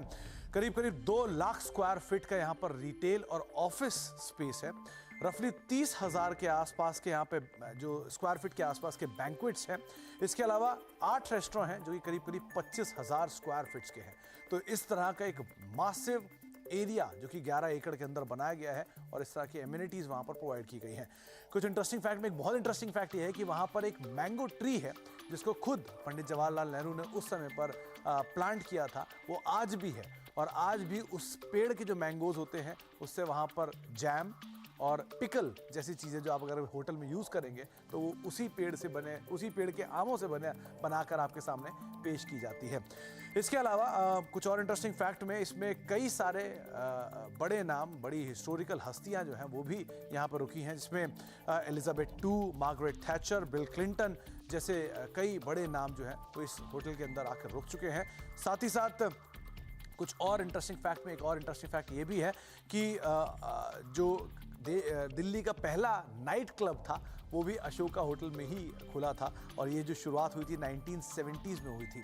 उस ज़माने में इस नाइट क्लब के अंदर उषा उत्तुप समेत या फिर शरण प्रभाकर जैसे कई फेमस सिंगर्स ने परफॉर्म भी किया है, और उतना ही नहीं, इस जो मशहूर अभिनेत्री हैं जैसे मीनाक्षी शेषाद्री हुई या फिर हेमा मालिनी हुई, उन्होंने भी इस नाइट क्लब के अंदर कई बार परफॉर्म भी किया जब वो ख्याति पाए उससे ठीक पहले भी। तो इस तरह कुछ इंटरेस्टिंग फैक्ट हैं अशोक होटल से लेकर, आगे कुछ और फैक्ट लेकर भी आपके लिए आते रहेंगे।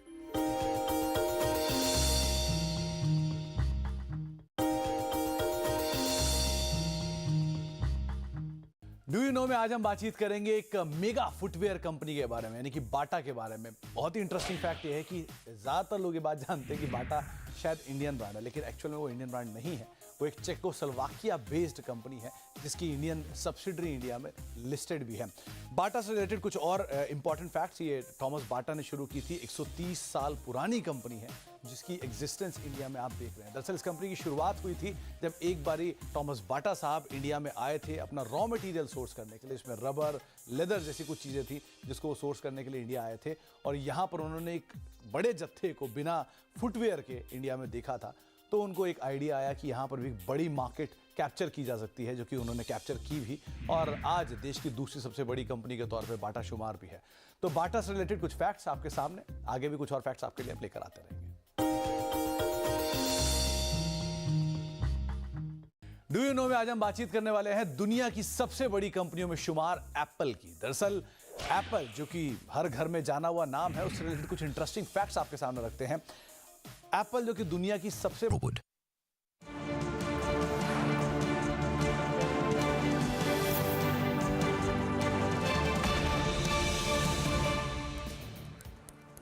भारतीय बाजारों पर आपकी नजरें होनी चाहिए, जहां पर आज मोमेंटम लौटा है मिड कैप्स में, स्पेशली 300 अंकों की बढ़त पर ये आउट परफॉर्म करते हुए।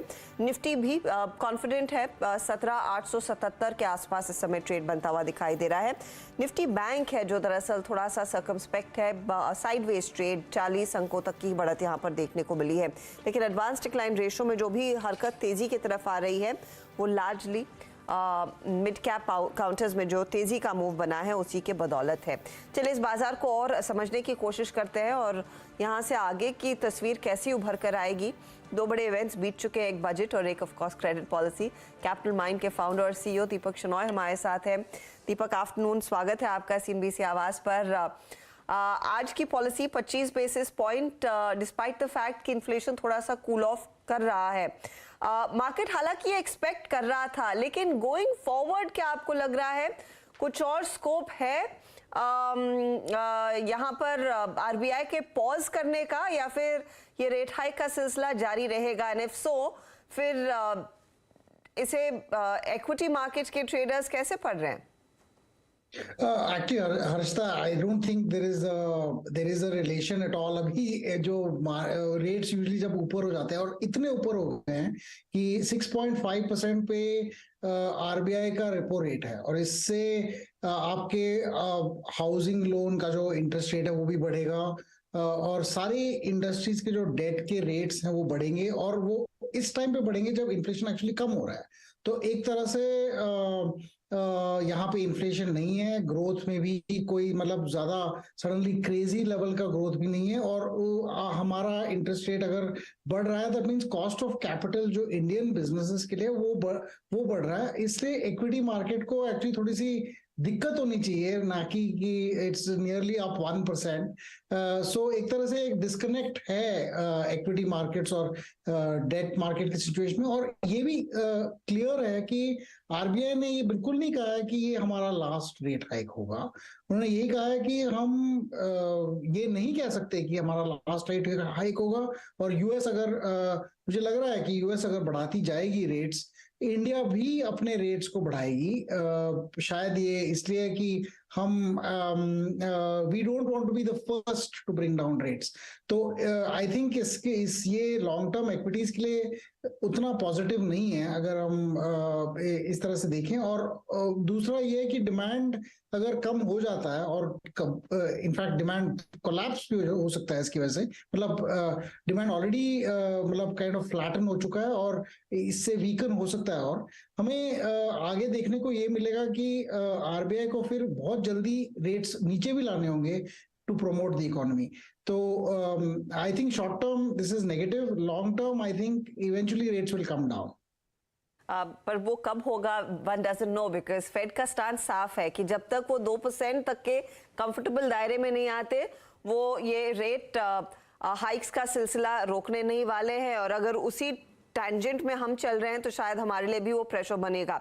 हाउएवर हम पहले थे रेट्स बढ़ाने में, अब क्या हम पहले होंगे रेट पर एक पॉज लेने में या फिर घटाने में? Time will tell. दीपक, लेकिन considering there is a bit of a disconnect, पर डिमांड की जो आपने बात की, और आज एसबीआई के चेयरमैन से भी मैं बात कर रही थी राइट आफ्टर द पॉलिसी, उन्होंने कहा देखिए वो पास ऑन करने में समय लगता है। तो जो पहले के रेट हाइक्स आए हैं उसका थोड़ा सा असर देखने को मिला है। अब आगे ये rate hike definitely instantly pass on होगा, और हमें अपनी जो डिपॉजिट रेट्स है वो भी बढ़ानी पड़ेंगी, क्योंकि हम फिर हमारा cost of capital of course is also going through the roof with these rate hikes. मुझे बताइए, एक आम निवेशक के लिए फिर क्या ये एफडी में पैसा लगाना ज्यादा आकर्षक नहीं हो जाएगा क्या? और ऐसी स्थिति में फिर क्या आपको लग रहा है इक्विटीज थोड़ा बहुत एक कॉर्नर में जा सकते हैं, and perhaps the debt window is likely to be more active and more attractive एक आम निवेशक के लिए? हर्षदा, मैं सच बताऊं तो इंडियन इन्वेस्टर इज लाइक 1 साल का इन्वेस्टर। मतलब 1 साल पहले से अब तक जो रिटर्न आया है वो जहां सबसे ज्यादा आया है वहां पे इन्वेस्टमेंट सबसे ज्यादा जाता है।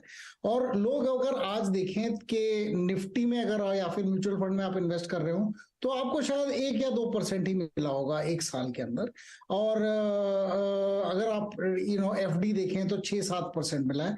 तो लोग यही सोचते हैं कि देखिए अब तो एफडी में 7% आ रहा है, व्हाई नॉट कीप इट, क्योंकि निफ्टी में सिर्फ 1% का रिटर्न आया। और वो सारा अगर मनी एफडी में शिफ्ट कर दें, तो नेक्स्ट 1 साल बाद अगर निफ्टी का रिटर्न 10% भी हो जाता है, समझ लीजिए 10% भी हो जाता है, 10% में भी वो फिर वापस देखेंगे, कहेंगे अरे ये तो निफ्टी है, तो हमारे एफडी से ज्यादा दे रहा है, तो हमें निफ्टी में वापस जाना, म्यूचुअल फंड में ज्यादा वापस जाना चाहिए। वो इंडियन इन्वेस्टर का जो टेम्परामेंटल ये है, वो कभी चेंज ज्यादा हुआ नहीं है। लेकिन इस बार क्या हुआ है कि काफी जो लोग एसआईपी कर रहे हैं म्यूचुअल फंड्स में, वो अपना एसआईपी बरकरार रख रहे हैं। ये नहीं कि आप वो इतना काट रहे हैं कि हमें डर लगने लग गया कि और इनफ्लोज नहीं आएंगी इक्विटी मार्केट्स में। मुझे यही लगता है कि लॉन्ग टर्म में निफ्टी जब अपना और जो मार्केट्स जब अपना रिटर्न्स दिखाएंगी, तो लोग भी अपना इन्वेस्टमेंट वापस करेंगे। शायद 1 साल ना करें, वो ठीक है, लेकिन वो तो नॉर्मली है, हर 2-3 साल बाद एफडीज ज्यादा रिटर्न देती है इक्विटीज से 1 साल के मुताबिक, मतलब 1 साल अगर देखें तो। बट अगर आप 4 साल या 5 साल का रिटर्न देखें, तो 90% of the time, any 5-year period in India, equities have returned more than equivalent FDs। मतलब आप पिछले 20 साल में जाएं, कभी भी आप 5 साल का इन्वेस्टमेंट रखते हैं अगर इक्विटी में, 90+% ऑफ द टाइम आपको इक्विटीज में एफडी से ज्यादा इंटरेस्ट मिलता है। और एफडीज का जो टैक्सेशन है वो आपके लिए बहुत नेगेटिव है। वो बस आपके इनकम में ऐड होके आपको 30-33% टैक्स देना पड़ता है। एक्विटीज में जब आप निकलोगे तब अभी के लिए एटलीस्ट 10% ही टैक्स है। So relatively speaking, I think equities are still better, but people will behave differently. चलिए, तो एक काम करते हैं दीपक जी, जो हर्षदा ने प्रश्न पूछा कि shall we move towards debt, तो अब आप हमको ले आए दोबारा से मोड़ के इक्विटी की तरफ ही, क्योंकि लॉन्गर टर्म में इक्विटी विल डेफिनेटली डिफेक्ट, और जो एफडी का पोस्ट टैक्स अगर आप रिटर्न्स होता है वो वाकई अच्छा नहीं होता है। अच्छा, अब आपने 1 साल का जो एक टाइम फ्रेम की बात करी दीपक जी, यहाँ पर 1 साल में हमने देखा कि ये पूरा का पूरा 18,800 तक का निफ्टी का सफ़र हमने तय किया under the leadership of banks. जब आप कहते हैं कि बैंक्स अब अभी भी अगर आप देखें ब्याज दरें काफ़ी हार्ड रहेंगी, ऊपर जाने की बहुत संभावना है, वो बैंकों के लिए एक अच्छी स्थिति नहीं होती। बट इसी 1 साल में सबसे ज़्यादा प्राइस डैमेज हुआ है आईटी पर। आईटी पर आपका व्यू क्या है? अभी भी आप कह रहे हैं कि यूएस में ब्याज दरें जो हैं वो बढ़ने का क्रम जारी रहेगा, अभी टर्मिनल रेट का कोई सेंस नहीं मिल रहा है आपको। ऐसे में आईटी पे आपका व्यू क्या है, जहाँ पे 1 साल में लगभग 1.25 साल में सबसे सीवियर प्राइस डैमेज हुआ है? सो आई थिंक पिछले साल हमारा ये व्यू था कि जब तक ये बना रहेगा हाई इंटरेस्ट रेट, तो आईटी कंपनीज के लिए नेगेटिव ही है। उनके मार्जिन्स भी कम हो जाएंगे, क्योंकि कोविड में जो मार्जिन्स एक्सपैंड हुए थे, क्योंकि उनकी ऑफिसेज वगैरह और ट्रैवल वगैरह बंद था, अब वो कॉस्ट वापस आ गए और ट्रैवल के कॉस्ट काफी बढ़ गए, वीजा के कॉस्ट भी काफी बढ़ गए। अब वो उनके मार्जिन्स नॉर्मलाइज हो गए एक तरह से। आप देखेंगे अभी टीसीएस के मार्जिन्स और बाकी जो कंपनीज के मार्जिन्स है वो वापस, टीसीएस का सबसे ज्यादा है, नियरली 24-26%। बाकी जो मिड कैप आईटी है वो 14 से 18% के मार्जिन्स पे वापस पहुंच गई है। अब ऐसा हुआ है कि यूएस में जहां पे लोगों, बड़ी कंपनीज ने भी अपने ले ऑफ स्टार्ट कर दिए हैं, और उन्होंने कहा कि जो हमने एक्सपेंसिव वर्कफोर्स हायर किया था उसको हम कम करेंगे। बट इवेंचुअली जो ऐसा बिजनेस अगर वो उस तरह से अगर बिजनेस को देखेंगे, तो वो ऐसा ही करेंगे कि they will outsource more to countries like India, where there is lot of talent, where there is lot of manpower also, जहां पे आपके कॉस्ट भी कम हो जाएंगे और काम भी चलता रहेगा। तो यूएस में शायद ले ऑफ्स कंटिन्यू हो जाए, इंडिया में ले ऑफ, इंडिया में उल्टा वो और बिजनेस ट्रांसफर करते रहे। ये this will happen over the course of the next year. So I think जहां आईटी का सबसे ज्यादा मतलब डैमेज हुआ है पिछले 1 साल में, अब से शायद IT will start looking interesting towards the first second quarter of next fiscal. मतलब आपके जो अप्रैल, जून या फिर जुलाई से सितंबर वाले क्वार्टर्स में आई थिंक उसकी विजिबिलिटी आएगी, एंड उस टाइम पे हमें पोजीशन बिल्ड करना चाहिए। ऑलरेडी अगर आप देखें, IT index in the last couple of months has it started to do well. Usually जो बिजनेस रिजल्ट्स आते हैं वो बाद में आते हैं, पहले प्राइसेस मूव करना स्टार्ट हो जाते हैं। तो हम ऑलरेडी देख रहे हैं कि स्टॉक प्राइसेस मूव लग गए, बट हम वेट करेंगे थोड़ा सा ताकि हमें मतलब कॉन्फिडेंस मिले कि बिजनेसेस भी उसी तरफ जा रही हैं, और फिर we will build more position. हमने काफी अपना आईटी पोजीशन कम किया था, अब हम शायद नेक्स्ट 6 मंथ्स में इंक्रीज करेंगे। It's actually looking like a good time to invest. Time to invest in the IT stocks. Deepak, आज की जो हेडलाइन है वो पेटीएम है। आई एम श्योर आपने भी वो कॉन कॉल अटेंड किया था, and there were lot of people curious to see कि यहाँ से आगे क्या नंबर्स की ट्रैजेक्टरी आएगी। द फैक्ट दैट मक्वायरी, जिन्होंने सबसे पहले वो अग्रेसिव डाउनग्रेड किया था, एक डबल अपग्रेड करते हैं, उनको थोड़ा सा ऑप्टिमिज्म दिखाई दे रहा है। स्टॉक भागा है कल और आज में अच्छा खासा, और बाकी स्टॉक्स भी in the hope that they too will attain profitability तेजी दिखा रहे हैं। इस पॉकेट पर और स्पेशली नंबर्स के बाद फ्रेश थॉट्स क्या है? क्या पैसा कमिट करने का टाइम आ रहा है? क्या पेटीएम ने वो कॉर्नर टर्न कर लिया है? सो टू बी ऑनेस्ट हर्षिता, हमारा कॉन्फ्लिक्ट है तो हम पेटीएम के बारे में डायरेक्टली कमेंट नहीं कर सकते हैं। लेकिन जो काफी जो स्टार्टअप के जो वैल्यूएशन है जो रिसेंटली आई हुई हैं, उनके जो एक जो एक्सपेंस है सबसे ज्यादा वो है ईसॉप कॉस्ट्स।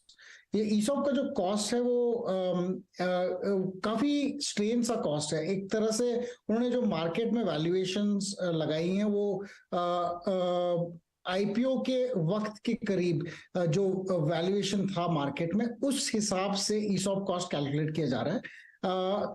तो एक तरह से अगर कंपनी का जो मार्केट प्राइस आईपीओ में था, चलो समझ लीजिए 1000 रुपए था, और लोगों ने आईसॉप कॉस्ट कैलकुलेट करना स्टार्ट किया 1000 रुपए से। अभी भी वो आईसॉप कॉस्ट 1000 रुपए के हिसाब से भी कैलकुलेट हो रहा है। अगर स्टॉक का प्राइस अभी 300 रुपए भी है तो the advantage of the fall is not coming to the ESOP cost for many of these companies. So एक तरह से जो आपको फिर उस ईसॉप कॉस्ट को एडजस्ट करके you have to look at the profitability। मुझे लग रहा है कि अभी भी टाइम है, 6 क्वार्टर्स और लगेंगे एक्चुअल प्रॉफिटेबिलिटी दिखाने में। और दूसरा जो हमारे मार्केट का जो साइकिल है जहां पे डिमांड कम हो रहा है, काफी मतलब slowly demand at the top end starting to come down, एक साइकिल भी आ जाएगा 6 क्वार्टर में। तो उस हिसाब से हमें शायद इन कंपनीज को over the next 6 quarters evaluate करना चाहिए। And we have some investment in some of them, but we do not recommend right now any of them per se। I think it will take time for us to build confidence even in the actual underlying account profitability, but I think very exciting sector, क्योंकि इनमें बहुत बड़ी companies हैं ये, और market size इतना ज्यादा है कि अगर ये सक्सेस एक्चुअली प्रॉफिटेबल हो जाए तो कल को वेरी लार्ज कैप कंपनीज भी बन सकती हैं। Point taken. संदीप, मुझे याद है जब बजट अनाउंस हुआ था और उसके बाद से जो लाइफ इंश्योरेंस कंपनियों की धुलाई हुई थी, मैं इनफैक्ट आपका स्पेसेस भी सुन रही थी, आई बेग योर पार्डन दीपक, वहां पर जब आपने स्पेसिफिकली कहा था कि ये आर्बिट्राज था जो कुछ लोग उसका फायदा उठा रहे थे, end of course now the government is taken that away. ये बताइए, लाइफ इंश्योरेंस कंपनियों में जो हिट आना था वो क्या आ चुका है, या फिर वो पेन लार्जली आगे भी देखने को मिलेगा? सो एक्चुअली आपको इस क्वार्टर में तो पेन बिल्कुल ही नजर नहीं आएगा, क्योंकि ये जो लॉ अप्लाई होने वाला है वो अप्रैल 1 से आएगा। तो आज से अप्रैल 1 तक आपको इतने कॉल्स आएंगे इंश्योरेंस कंपनी से कि जो फाइनेंस कंपनीज आपको पहले कॉल करती थी उससे ज्यादा इंश्योरेंस वाले कॉल करेंगे, मुझे लगता है। क्योंकि यही टाइम है कि अगर आप बड़ी प्रीमियम भी पे करें तो उसका आपको जब पैसे मिलेंगे 10 साल बाद, 5 साल बाद, जो भी है, उस टाइम पे सारा टैक्स फ्री होगा।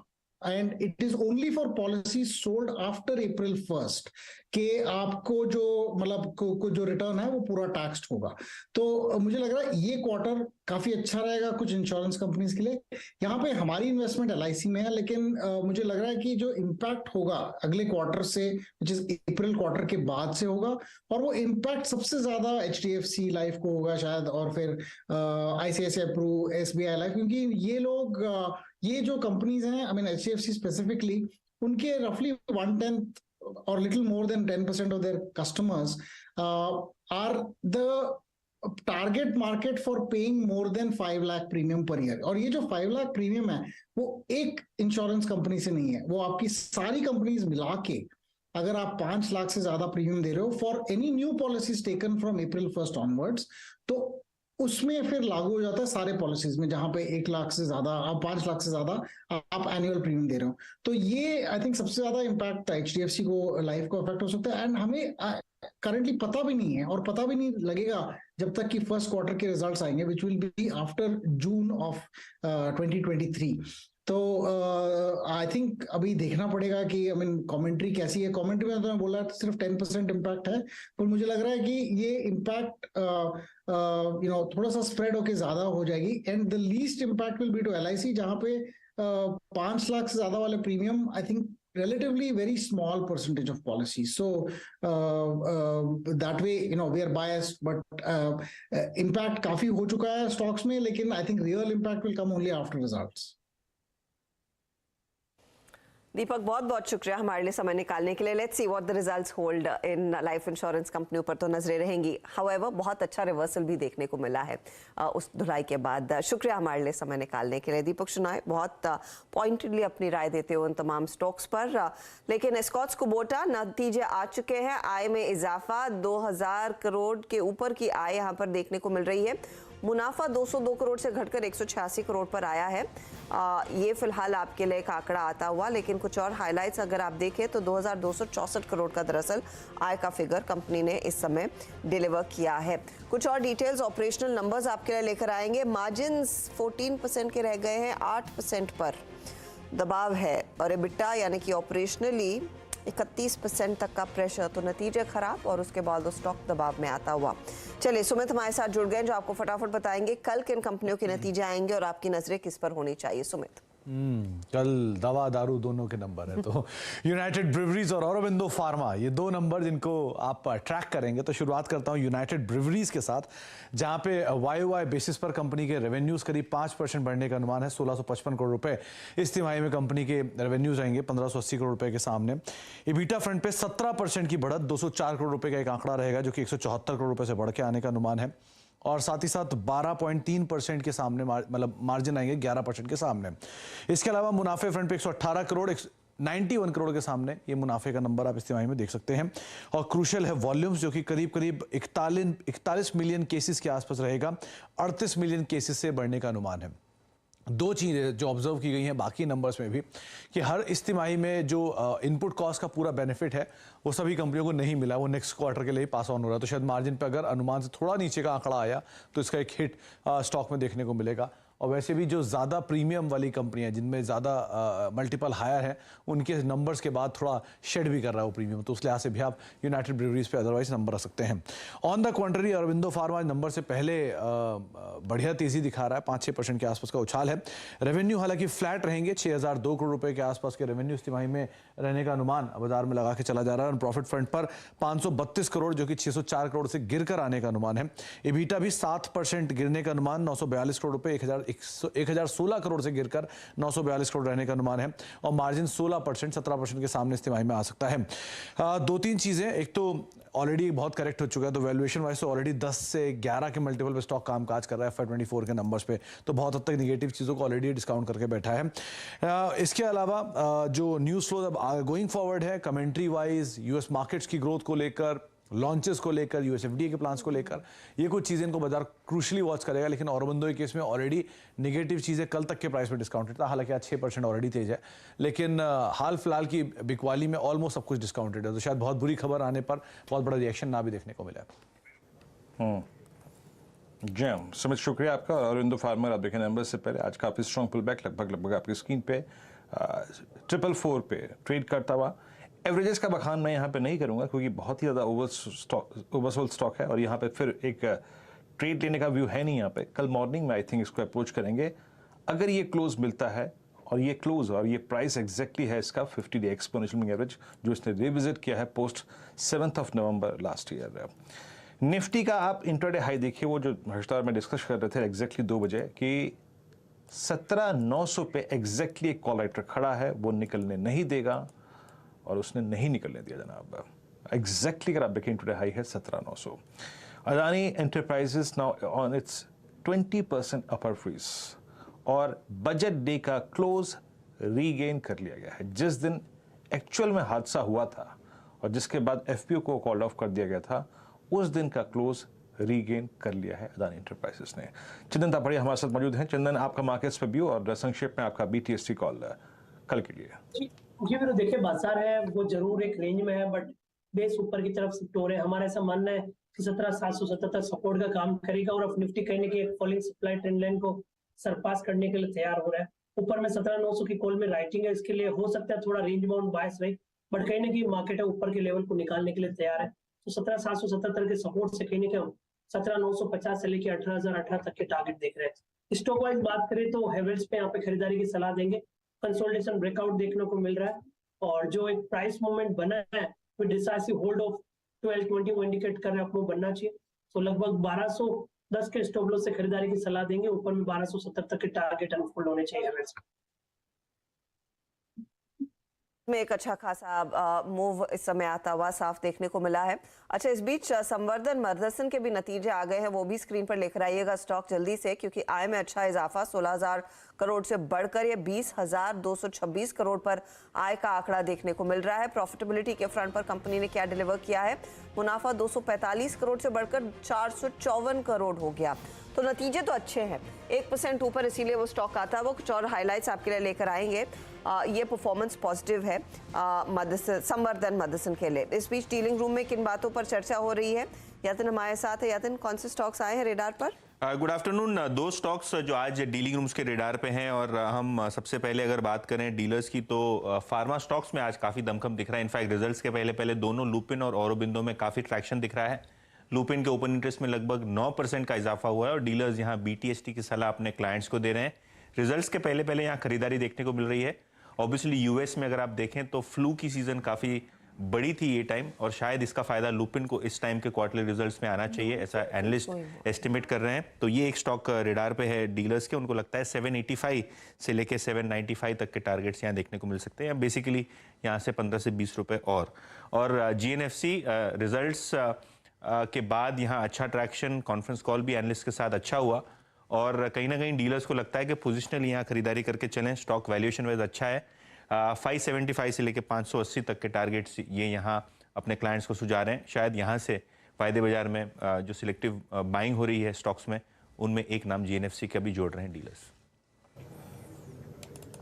जी हाँ, जीएनएफसी और ल्यूपिन का जिक्र यहाँ पे यतिन ने किया। यतिन, बहुत बहुत शुक्रिया। जीएनएफसी को स्क्रीन पे लेके आइएगा, इट्स 538। लेकिन ल्यूपिन का चार्ट याद रखिएगा, ज़्यादा इंप्रेसिव है।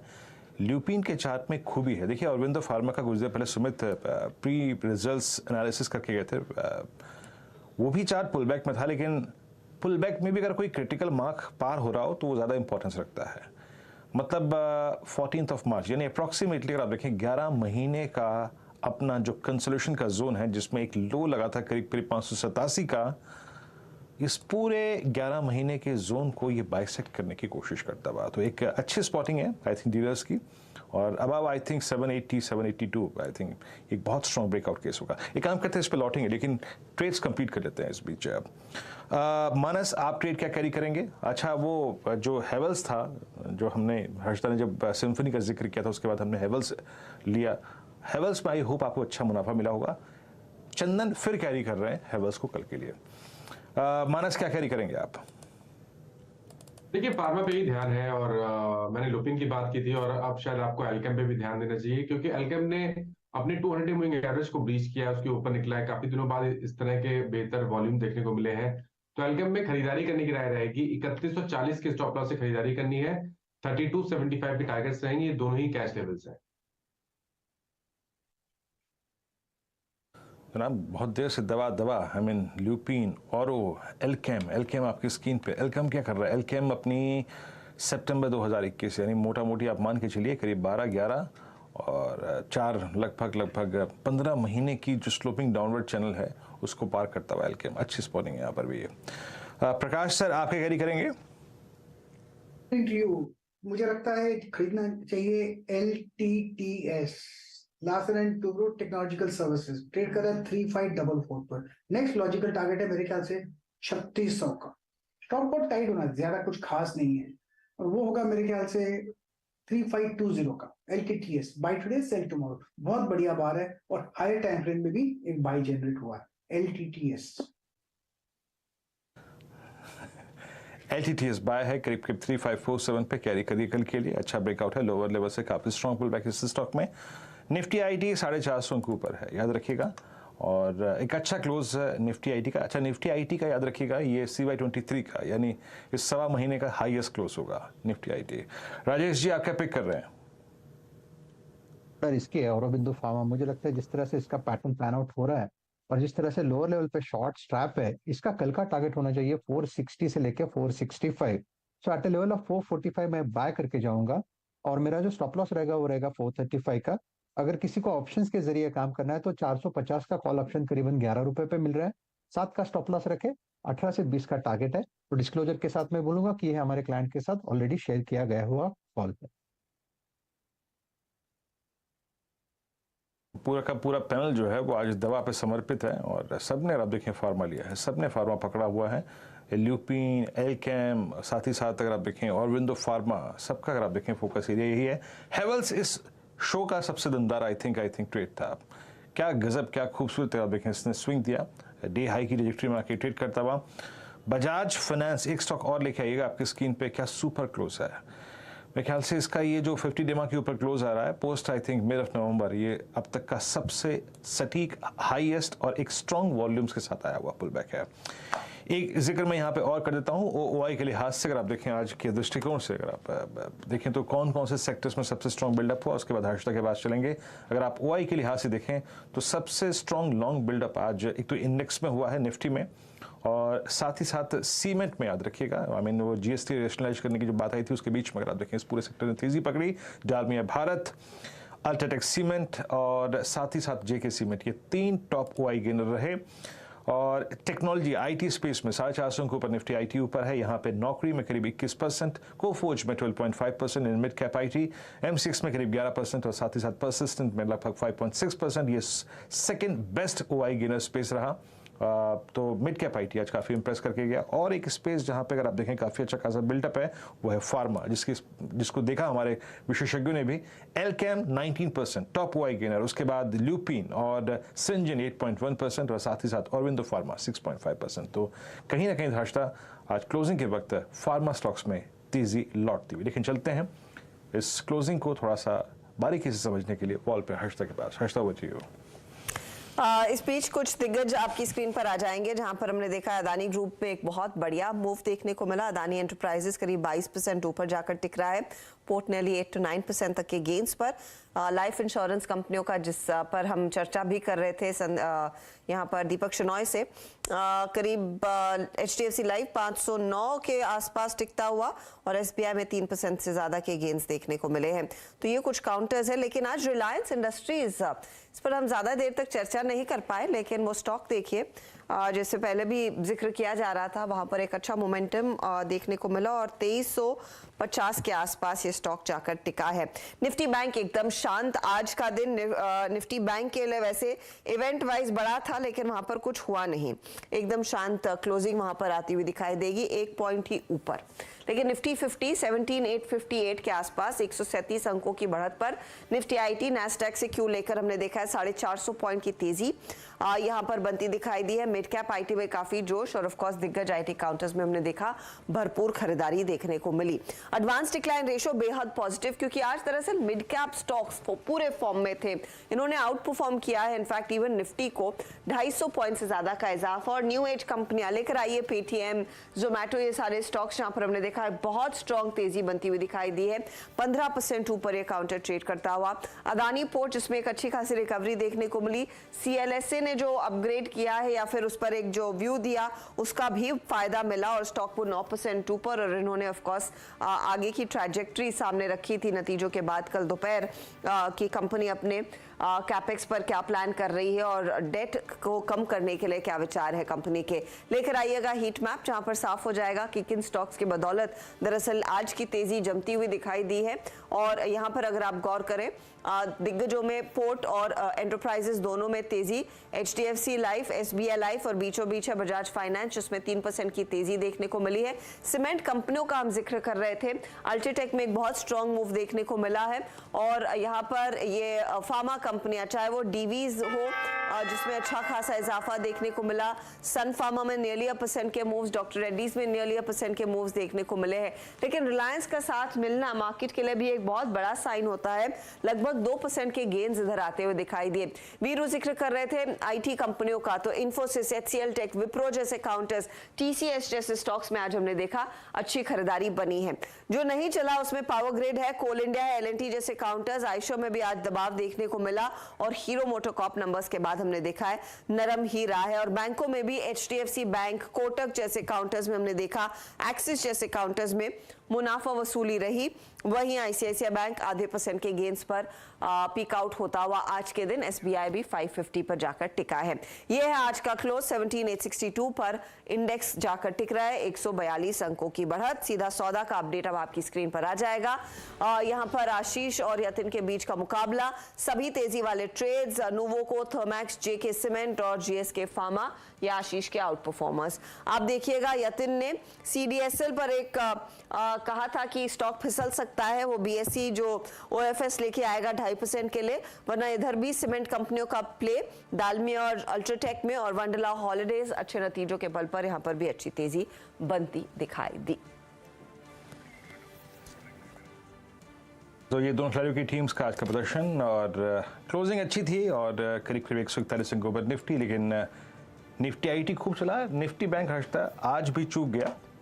खैर, हर दिन अगर आप देखें हर किसी को नहीं बिलोंग करता, let's hope for the best कि दिन ये कल का निफ्टी बैंक को बिलोंग कर रहे। इन्हीं उम्मीदों के साथ कल गुरुवार यानी फरवरी सीरीज की 9 फरवरी के वीकली कॉन्ट्रैक्ट की एक्सपायरी, मुलाकात होगी सभी समीकरणों के साथ, स्टॉक्स एंड न्यूज़ के साथ, निफ्टी बैंक पे अप्रोच के साथ, वॉल स्ट्रीट के संकेतों के साथ कल सुबह मॉर्निंग कॉल में आशीष के साथ। तब तक के लिए नमस्कार।